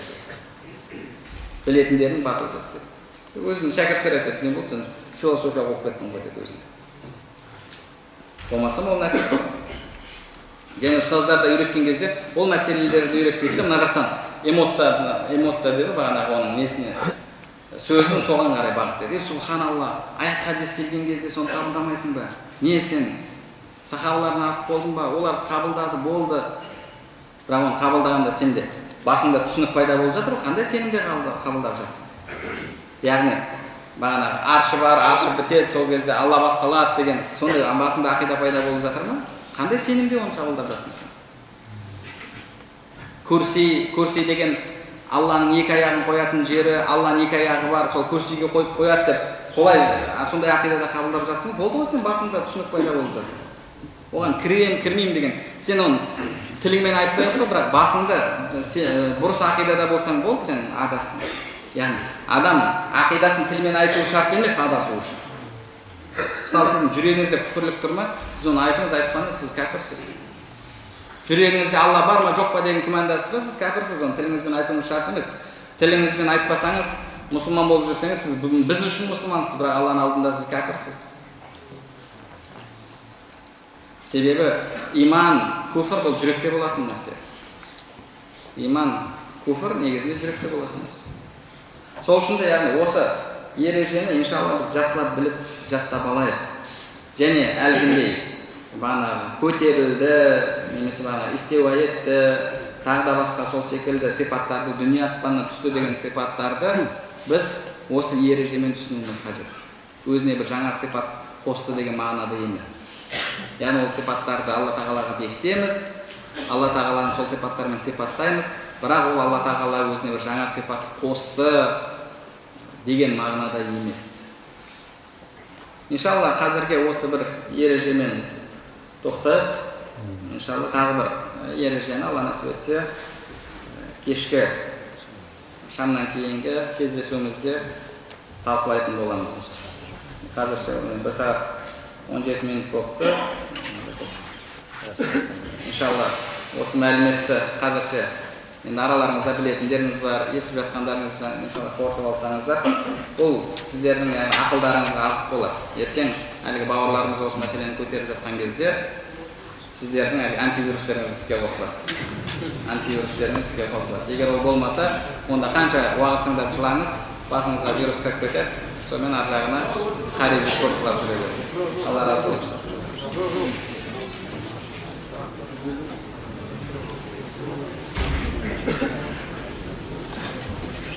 Сұрақ қоя білді ғой. Мына жерде сұрақ болғанда, сұрақтар мұнда жазып беріліп жатыр. Соның бір-екеуіне иншалла, көбінесе 4-еуіне жауап берейік. Сіз өзіңіз қарап маңызды деген. Мына жерде сұрақ кетті. Ұстаз, сізді Ділмұратпен телефонмен сөйлесті деген хабарлар келді. Сол кезде сіз Ділмұраттың ақидасын қабылдады дейді. Не айтасыз? Ділмұратпен өмірде сөйлестіңіз бе?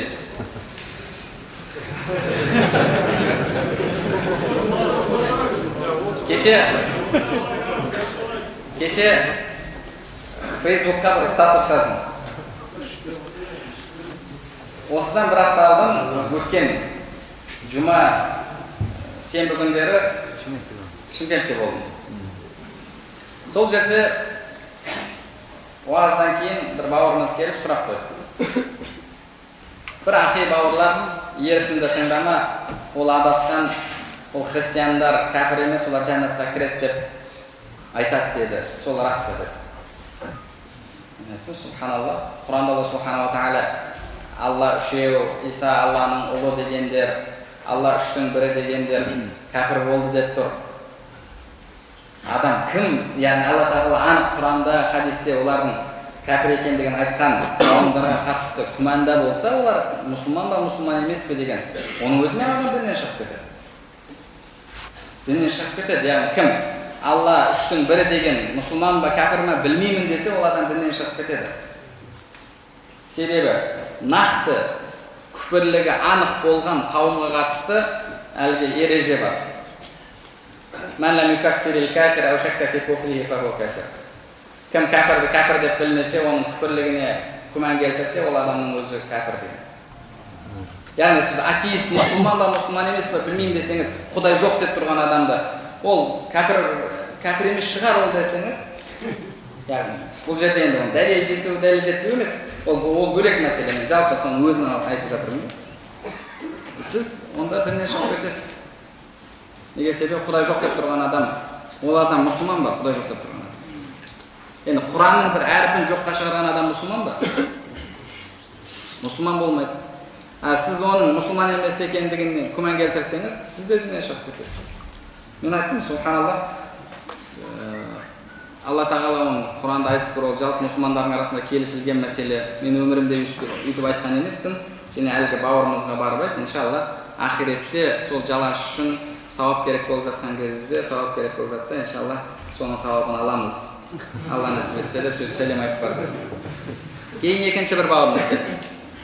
Ол келді, мен сізден кешірім сұрамақшы едім, сізге тіл тигізуге себепші болдым деді. Қалай себепші болдым? Өзі айтып жатыр, бір күн мен нәпсіме беріліп темекі шегіп кетіп бара жатыр едім. Бір ахи бауырлардың жанынан өтіп бара жатыр едім. Мешітте намазда көрген бе? Соны күліп, олардың ұстаздары ерсіндер ғой, олар сөйтіп оларға пәтуа бере береді болады деп сөйтіп күлді деді. Сонымен мен ол қатты жүрегіме тиді. Сол жерде тастадым, тәубе еттім де, умраға барға, альхамдулилля, одан кейін аузыма алған жоқпын оны. Сөйтіп сол кезде осылай тіл тигізуге себепші болдым деді. Содан кейін мен кеше неде жазып жатырмын статуста. Өткен аптада Алланың қалауымен Шымкентте болдым. Сол кезде өзімнің христиандар кәпір емес, олар да жұмаққа кіреді деп, және темекі шегуге болады деп пәтуа бергенімді білдім Шымкентте. Сәләфи бауырларымыз мені өзімнен жақсы білетін сияқты, енді Ақтауға барып, өзім жайында не біліп қайтар екенмін деп әзілдеп жазып қойғанмын.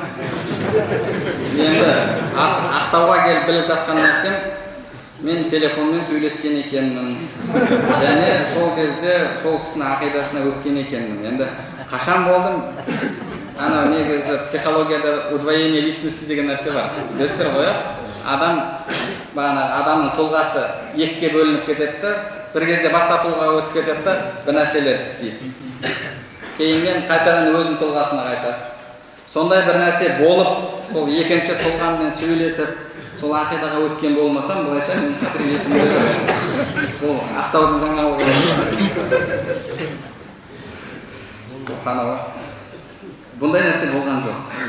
Мен өмірде ол кісімен сөйлескен жоқпын. Оның ақидасын қабылдап деген нәрсе де мұның барлығы жалған, өтірік әңгіме болып табылады. Оқтан бауырымызбен кездескен, ол кісіні өмірде танимын. Сол кісімен арамызда пікірталастан кейін осы Ділмұратқа жігіттер барып сұрақтар қойды, оған қатысты жауаптар берді. Кейін ол жауаптарына біз 4 сабақпен жауап бердік. 4 сабақпен жауап бердік. Оны сіздердің көршілеріңіз, Атыраудағы бауырларымыз, ол Атырауда жүрген кезде түсіріп алды, сөйтіп жариялады. Ханафи кезерде жүргізіп отырған жігіттер бар, Алла разы болсын. Солар жариялады. Хадис студиясы олардан алды кейін. Одан кейін ол кісілерден оған қатысты жауап болған жоқ. Ол жерде негізі жала жатты. Негізінде жала жатты. Кейін сәжде мәселесіне қатысты жала жатты. Адамға сәжде жасауға болады деп айтады деп. Әзірге дейін соны білгеннен кейін де айтып жүргендер бар. Өткенде Түркістаннан Алматыға бір бауырымыз келді. Bir bauырымыз келіп, 5-6 жыл сәләфилікте жүрген. Сонымен сол диспуттан кейін менде сұрақтар пайда болды. Сол сұрақтарды Мединеге жібердім, жауабын ала алмадым. Кейін Октанның өзіне бардым, онымен сөйлестім. Сөйлескен кезімде ол маған телефоннан көрдің бе сен, ерсінді қараш, бұл адамға сәжде жасауға болады деп әлгі монтаждалған видеоны көрсетіп жатыр деді. Мен айттым дейді, негізі мен оны көрдім, ол жерде олай өйтіп айтпайды. Айтып білдіріп кеттім деді. Содан кейін бір жігіттер барса, оларға да соны көрсетіп жатыр деді. Айтылды, олай айтпайды, олай айтып жатқан жоқ. Ол адамның адамға сәжде жасауы харам деп айтады деп айтып кеткен. Одан кейін барса, тағы да көрсетіп жатыр. Яғни, субханалла, шейх Саид Фуда айтатын бір сөз бар. Осы Алланың ұқсатушылар деді, мүшәббих мүжәссимдер қарсыластарына қатысты өтірік айтуды адал деп біледі деген сөзі бар да, сөйтіп айтады. Мен естіген кезде айттым, ол кісі қатты айтып жіберді, ондай емес қой онда. Құдайдан қорқады ғой, өйтіп айтпайды ғой деп. Бірақ күн өткен сайын сол сөздің шындыққа жақын екендігіне, немесе шындық екендігіне көзім жетіп жүр. Себебі, адам білместен, нақты естіместен үйтіп жала жабуы, білгеннен кейін де ол нәрседен қайтпауы, бұл қарсыласқа қатысты өтірік сөйледі, адал деп білетін ұстанымда сияқты. Енді егер олар оны соғысқа, әлгі майдандағы соғысқа қияс жасайтын болса, онда олар адасып. Білім мәселесінде ол нәрсе жүрмейді. Білім мәселесінде қиянат деген нәрсе болмайды. Алдау. Ол алдауға болады деген соғыс, ол идеологиялық соғыс емес, егер бұны соғыс деп айтатын болса. Пікірталас дейді. Егер ол әлгі дұшпанмен, қарумен кездескен кездегі мәселе. Ал мына жерде сен қарсыларыңызға қатысты өтірік айта беретін болсаң, онда не қалды? Білім қалмайды ма ешқандай? Мен айта салам, ол өйтіп айтқан деп. Ол ұстазың білесің бе, ол бұл айтқан деп өтірік айта салам. Болды ғой, онда ғылымға деген қиянат кетеді. Ғылымға деген қиянат жасалады. Аманат деген нәрсе қалмайды. Онда ешкімге сене алмайсың. Сол үшін біз арамызда ондай нәрсе болған жоқ. Телефонмен ешқандай сөйлесу болған жоқ. Бұл Ақтаудың жаңалығына қатысты. Али Джифри сіздің ұстазыңыз ба деді. Ұстаз болу қалай екен? Үшінші Ибн Таймия тәубесіне келді ме? Төртіншісі имам Ибн Әл-Джаузи кім? Енді бірінші сұраққа қатысты. Али Джифри сіздің ұстазыңыз ба? Али Джифри мен ұстазым емес, ұстазымның ұстазы емес. Али Джифриді мен өмірімде бір рет көргенмін. Бірде Бейрутқа уағызшылар келетін болды. Уағызшылар, о жерде шейх Мұхаммад Сайд Рамадан Бути бар, шейх Зағлул Наджар бар, арабша білетін, ғылыми жаңалықтарға қызғамын деген, Құранда, хадисін ашылып жатқан ғылыми жаңалықтарға қызғамын деген адам шейх Зағлул Наджар болсын. Ол кісі Абдул-Маджид Зиндани тағы да басқа да кісілерді, яғни менің білуімше оны ора болады бұл мәселе. Сондай үлкен ғалым осы саланы.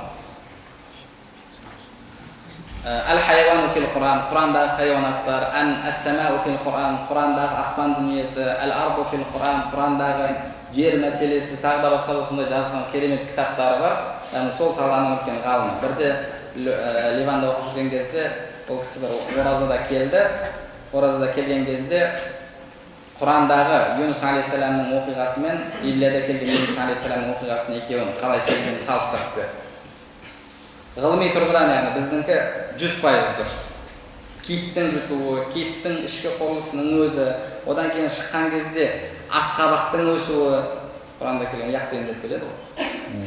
Ал Библияда балық жұтты дейді, ол балық жұтса қалай болады, басқа да соның барлығын ғылымды түсіндірген кезде Құранның ақиқат екенін көресің. Сол кісіні білемін, сол кісіні тыңдағым келді. Шейх Мұхаммад Сайд Рамадан Бутиді білеміз, ол кісі бізге университетке әрдайым келіп тұратын, және біздің университеттегі ұстаздарымыздың ұстазы. Сол кісілермен бірге Али Джифри де келді, сол жерде уағыз айтты, ол жерде енді үлкен стадион болды, үлкен стадион. Стадионның ортасында олар арнайы сахна құрылды, сол жерде отырып сөйледі. Кувейттен Мұхаммад Ауади деген кісі бар еді. Біз мына жақта көрерменді тамашалайтын жерде отырып көрдік, ол жақтан болды, өмірімде бір рет көргенім сол. Бұдан басқаны көрген емеспін, сабақ алған емеспін. Ал әлгі ол қазіргі сәләфилердің методы да, олардың тәсілі. Сен мына адаммен танысың. Сол адаммен сенің ұстазың. Ол адам мұнамен таныс. Значит, соның ұстанымында. Ол анамен таныс. Сонда сен алып келеді да, бағанағы мынадан өткізіп алып келеді да, соңында сен мынаусың деді. Бұл ауру да, кәдімгі, бұл ауру адам бұны істеп жатқан. Олай істейтін болсақ, олардың барлығын такфир қылуға болады. Пәленше мынамен суретке түсті, мынамен суретке түсті, мына жақта автомат ұстады. Жоқ, болады солай істеуге, бірақ үйтіп біреуге жала жабудың қажеті жоқ та. Мысалы, Ибн Таймиямен таныс болған Ибн Атаилла Сакандари. Ибн Атаилла Сакандари тасауфтың ғалымы. Ақидасы Ашари ақидасында. Ибн Таймия ол кісі Хамбали мазхабында деп айтылады, бірақ толық барлық мәселеде Хамбали емес. Ақидасы мәлім. Енді мынау танысы болып, екеуі бір ақидада деген сөз бе? Әрбір адамға жеке өзінің ұстанымына қатысты айтылады. Мынанікі дұрыс еместі. Али Джифри шайх алыпты. Енді біз сол Али Джифридің шайқалған дұрыс деп біліп жатырмыз. Біз Рисалатул Мустаршидин кітабын өттік. Сол жерде Шейх Абдул Фаттах Абу Ғудда рахмауллах ғұламалардың сөзін келтірді. Жалпы адамның әтейіліп секіруі, айналуы, тағы да басқа қылуы зікір кезінде ол шариғатымызға сай емес. Және біздің елдегі Нақшбандия тарихатында да ол дұрыс емес. Оны біз айтып жатырмыз. Яғни біздің ұстанымыз сол. Енді неге маған алып келіп, сен ананы танисың, ол ананы таниды, ол мынаны таниды, анау ана жерде айналып жүр, яғни демек сен солай істейсің. Бұл бір ауру адамның тірлігі, бұл ауру, бұл сау адамның тірлігі емес. Басқа ешқандай ғылыми дәлел қалмаған кезде осындай нәрсеге өтеді адамдар. Сол үшін де, яғни ондай бұл жалпы ғылым тарасына салған кезде бұл топастық деуге болады ол нәрсе. Сол үшін ол нәрсемен аурудың қажеті жоқ жалпы. Одан кейін Ибн Таймия тәубесіне келді ме? Енді келді, Ибн Таймия айтқан сөздерінен қайтты деген сөздерді имам Ибн Хаджар Асқалани рахматуллах Фатхул Бари тағы да басқа кітаптардың авторы өзінің Ад-Дурар ал-Камина фил А'янил Қарн ат-Тамина деген кітабында келтіреді. Сол 8-ші ғасырдағы өзінің замандас болған адамдар жайында жазған кітабы бар, сол жерде келтіреді. Ибн Таймия рахматуллах сол берген фатуаларына қатысты, ақидадағы көзқарастарына қатысты ғұламалар тарапынан қатты сынға ұшыраған. Сол себепті әлгі талақты 3 талақ 1 талақ түседі деген сөздер үшін зынданға да жабылды. Сол үшін қазидың үкімімен арнайы, қазидың үкім шығаруымен сол жерде қайттым деп айтты деп имам Ибн Хаджар Асқалани рахматуллах келді. Енді қайтқан болса, иншалла Алланың алдында қайтты. Ал бірақ оның артындағы шәкірттері, қазіргі кездегі біздің әлгі бауырларымыз оны қайтты деп қабылдап жатыр ма? Жоқ, қайтты деп қабылдап жатқан жоқ. Ол кісінің кітаптарында қайтқанына дәлел бар ма? Жоқ, қайтқанына дәлел жоқ. Яғни біз бұл дүниеде ол кісіге сол кітаптары арқылы немесе ол кісімен кітаптары арқылы мәміледе боламыз. Кітаптарындағы сөздеріне қарсы әхлі сүннаның сөздерін айтамыз. Бірақ ол кісі тәубе еткен болса, Алла тағаланың алдында жалпы ол өзінің мәселесі. Иншалла солай болсын. Рахимахуллах, Алла рахым етсін.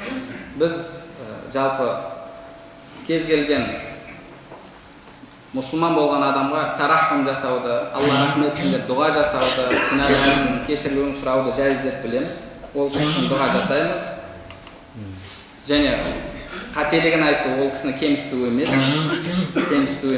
қателігін қателесті деп айту.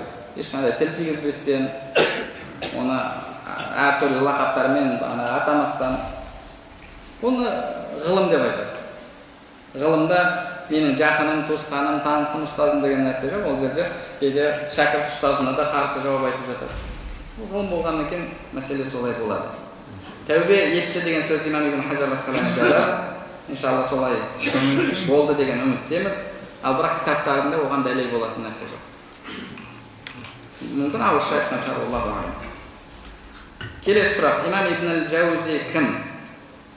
Имам Ибн ал-Джаузи бұл әхлі сүннан үлкен имам. Имам Ибн ал-Джаузи мен Ибн Қаййим ал-Джаузия деген кісіні шатастырып алмайды. Ибн Қаййим ал-Джаузия бұл Ибн Таймия рахмахуллахтың шәкірті.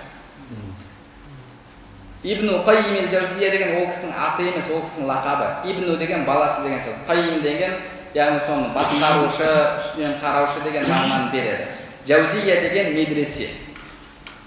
Ибн Қаййим ал-Джаузия, яғни медресенің, былайша айтқанда, директорының баласы деген сөз. Медресенің үстінен қараушы адамның баласы деген сөз. Ол кісінің қазір аты есінен шығып тұр. Негізі аты пәленше Ибн Зафил аз-Зараи. Өзінің аты бар. Ал мынау Ибн ал-Джаузи деген ол лақабы емес бұл кісінің. Абул-Фарадж Абдурахман ибн ал-Джаузи. Абул-Фарадж Абдурахман ибн ал-Джаузи бұл кісі Дафъу шубах ташбих, тағы Задул Масир, Ал-Маудуат, тағы да басқа да кітаптарды жазған. Және өзінің заманындағы сол Хамбалилермен, бұл кісі Ибн Таймия, Ибн ал-Қаййимдардан алдын өткен кісі. Өзінің заманындағы осы Алла Тағаланың жаратылысқа ұқсату ақидасына түскен Хамбалилермен күрескен ғалым. Сендер біздің мазхабты құрттыңдар. Имам Ахмадтың мазхабындамыздар, Имам Ахмадқа жала жаттыңдар. Ол кісі айтпаған сөздерді айттыңдар деп ақидадан керемет кітаптар жазған. Дафъу шубах ташбих, ол кісі Сайд ал-Хауатир, тағы да басқа да кітаптары бар, керемет кітаптар. Задул Масир деген тәфсирі бар, өте жақсы. Ол кісі Хамбали мазхабының ғалымы болып табылады. Ол Ибн ал-Джаузи. Ал анау Ибн ал-Қаййим деп айтылады, немесе Ибн Қаййим ал-Джаузия деп айтылады. Ибн ал-Қаййим деген кезде, яғни жалпы үстінен қараушы, немесе бағанағы директордың баласы деген мағына шығар. Ибн Қаййим ал-Джаузия дегенде Джаузияның үстінен қараушының баласы деген мағына шығар. Ол Ибн Таймияның шәкірті болғанда да, яғни көлеңкесіне айналған шәкірті. Көлеңкесіне айналған шәкірті. Толық сол кісінің артынан еріп, сол кісінің мазхабын қолдап кітаптар жазған. Болмасам ол кісімен бірге, сол кісінің шәкірттері ретінде Имам Ибн Касир де қарастырылады. Имам Ибн Касир Ибн Таймия рахмахуллахтың шәкірті ретінде қарастырылады. Тәфсир жазған кісі Ибн Касир деген. Бірақ ол кісі Шафиғи. Мысалы мазхабта Шафиғи. Кейін ақида мәселелерінде де ол кісілермен келіспейтін, ол кісілердің ақидасына сай келмейтін сөздерді тәфсирінен табуға болады. Яғни, мысалы, білім алу деген бәленшеден толық соның ақидасында болу деген сөз емес. Бәлкім ол, мысалы, бір саладан сабақ алған болуы мүмкін, бірақ ақидада ол басқа кісіні ұстанады. Мысалы, Шафиғи ұстаздан, мысалы, ақидадан сабақ алады, Ханафи ұстаздан, мысалы, фиқтан сабақ алады. Яғни, біреудің шәкірті болу деген сөз, соның ұстанымында деген сөз емес, осы нәрсені біліп алайық. Әркімнің өзінің ұстанымы бар, ол өзінің ұстанымын жария етсе, яғни сол соның ұстанымы. Оның ұстазына оның ешқандай қатысы жоқ. Осы нәрсені біліп алу керек. Одан кейін тағы мұжет сұрақ, енді түсініксіз сұрақ, ұстаздың жауапкершілік етеді.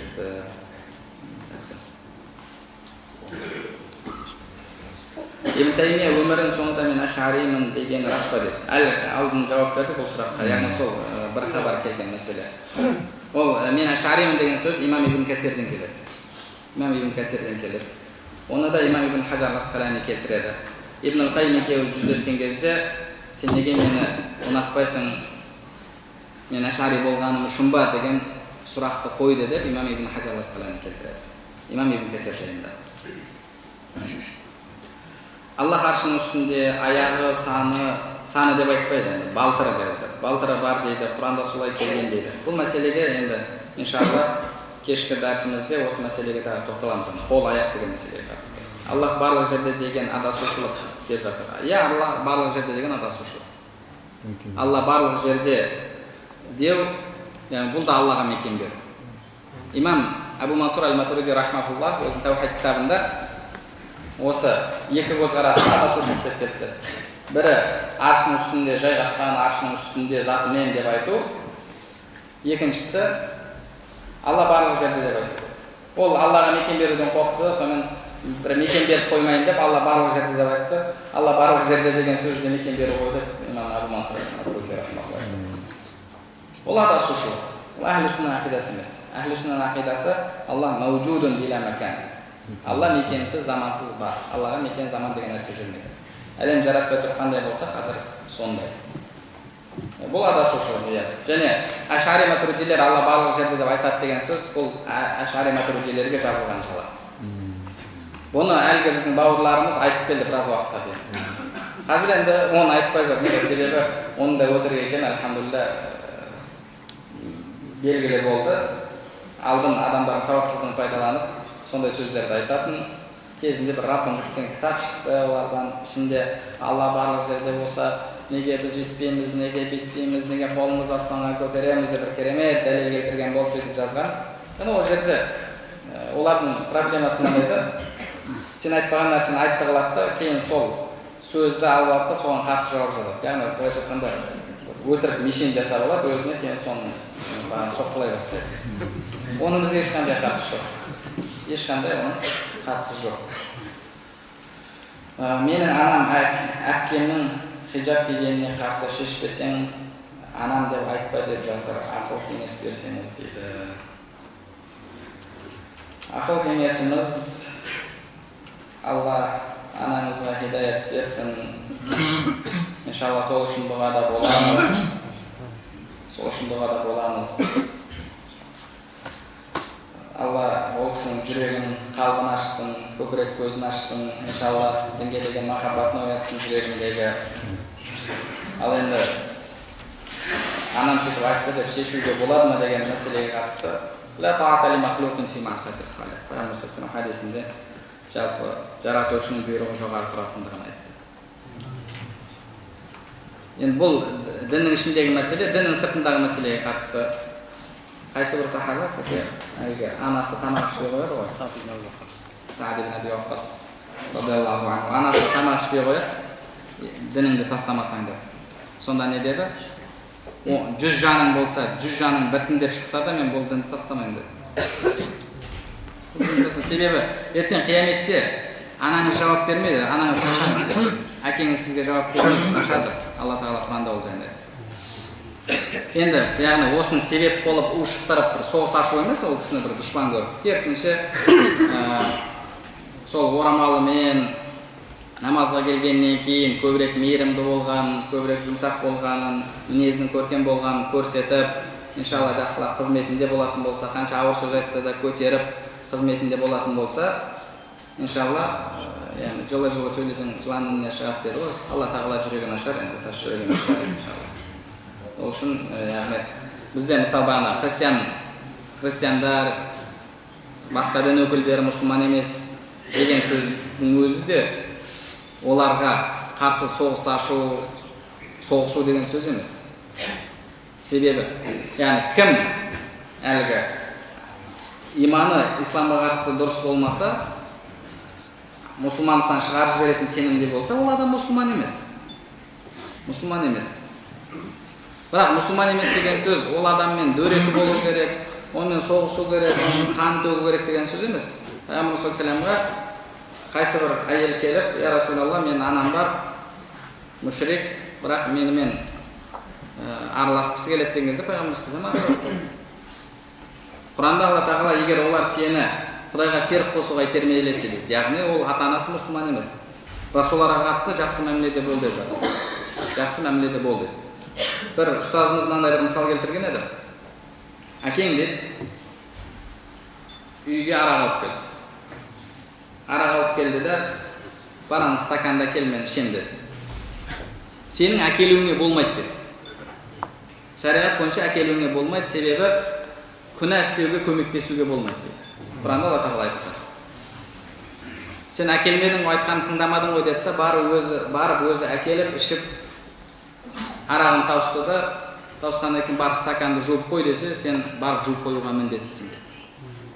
Себеп бол, сен ол жерде ешқандай күнәға көмектесіп жатқан жоқсың. Күнәға көмектесіп жатқан жоқсың, барып ыдысты жуу сенің міндетің деді. Сол үшін де, яғни жалпы мұсылман емес деген сөзден біз соғысу керек басқа деген сөз емес. Керісінше Алла тағала Құран кәрімде олармен жақсы мәміледе болуды, көркем түрде олармен сөз таластыр дейді. Сол үшін де екі мәселені бір-бірімен шатастырып алмайық.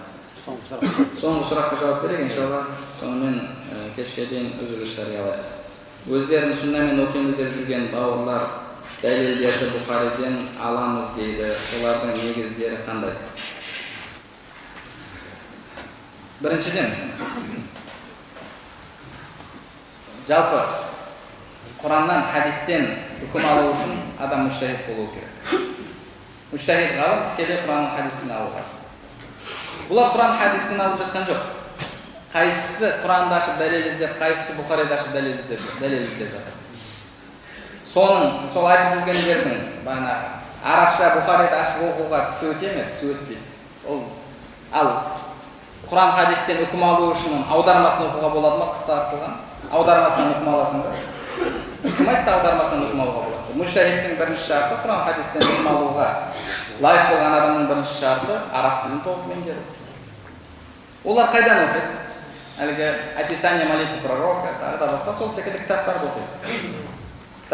Яғни олар Бұхари Муслимнен алып жатқан жоқ. Сол ұстаздары Бұхари Муслимнен дәлел келтіріп жатыр. Өздеріне сай келетін жерде басқа жерінде басқадан алып келіп жатыр. Бұл біріншіден. Екіншіден, бізде 4 мазхаб бар.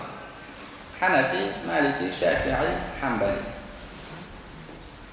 Алла тағаланың қалауымен ислам үмбетінде 4 мазхаб қалды. Алла тағаланың қалауымен 4 мазхаб қалды. Басқа да имамдар болды, мүжтәһид имамдар. Имам Аузаи, мүжтәһид мұтлақ. Имам Абу Ханифа, Маликтердің дәрежесінде. Имам Лайс ибн Саад, Имам Суфиян ат-Таури, тағы да басқа да сондай, Имам Абдулла ибн Мубарак, сондай ғалымдар. Бірақ олардың шәкірттері болып, шәкірттері кітап қылып түсіріп, олардың білімін сөйтіп соған ары қарай шәкірттері қызмет жасап, фиқхи үлкен мектеп болып қалыптасқан жоқ. Фиқхи үлкен мектеп болып, осы 4 мазхаб қалды. Имам Ибн ал-Джаузи, қазір біз айтып кеткен Имам Ибн ал-Джаузи, рахмахуллах, керемет кітапша жазған. Ар-радду аля ман иттаба'a гайра ал-мазахиб ал-арба'a. 4 мазхабтан басқасына ергендерге қарсы жауап деді. Керемет. Ішінде жазған, және ішінде бір жақсы мәселені айтып кетеді. Кім дейді? Мен мынандай мазхабтамын деп айтып, бірақ ішінде басқа мазхабта болатын болса, ол адам мұнафиқ дейді. Қазір бізде жүр ғой сондай. Ханафимін дейді, мен басқамын дейді. Бірақ ішінен өзі біліп тұр ондай емес екен. Сол кісі айтады. Бізде қырағаттардан 10 қырағат қалды дейді. 10 қырағат қалды. Әлгі 7 әріппен Құран түсіп, 1 әріппен соңғы Құранда бекітілді. Сол секілді, яғни 10 қырағаттан басқасымен қазір оқуға болмағандай 4 мазхаб қалды, 4 мазхабпен жүреміз, одан басқасымен жүруге болмайды дейді. Ол кісі айтады. Одан басқасына еруге болмайды дейді. Алла тағаланың бұл бізге мейірімі, рахымы дейді. 4 мазхабтың болуы бізді 40-50 мазхаб болып кетуден сақтады Алланың қалауымен. Бұл Алла тағаланың бізге берген мейірімі, рахымы. Ол бөліну емес. Бізде ислам әлемінде Бұхаридің мазхабы, Муслимнің мазхабы, Абу Дауд, Тирмизидің мазхабы деген мазхабтар қалған жоқ. Олар мазхаб иелері емес, олар хадистерді жинап берген. Мынандай хадис бар. Яғни ол хадисті риуаят еткен адам кім? Ол одан алдыңғы адамнан толық естіді ме? Ол адам сенімді ме? Бұл риуаяттар кімнен келеді? Осылай хадистерді жинап берген адам. Ал ол хадистен үкім алу бұл мүжтәһид фақихтердің ісі. Имам Абу Ханифа, Малик, Шафиғи секілді ғалымдар. Яғни Muhaddis hadis жинайды, бірақ одан үкім шығармайды. Үкім шығармайды, ол үкім бермейді. Одан үкім алу, ол хадистің насих, мансух екенін, тағы да басқа да, ол хадис мына жерде жалпылама келгенмен, оны басқа бір хадис жалпылайды деп мәселе түсіндіру, бұл фақихтың міндеті. Сол үшін де біз фиқхта, шариғатта, халал харам мәселесінде фақих ғалымдарға ереміз. Бухаридің мазхабы, Муслимнің мазхабы деген мазхаб жоқ. Және мен соларға ерім деген адам, бұл адам бос сөзді айтып жатыр. Бос сөзді айтып жатыр. Сол нәрсені иншалла біліп алайық. Баршаңызға Алла разы болсын. Субханака ва бихамдика, ашһаду ан ла илаха илля анта, астағфирука ва атубу илейк. Алла разы болсын. Иншалла ақшамнан кейін жолығамыз.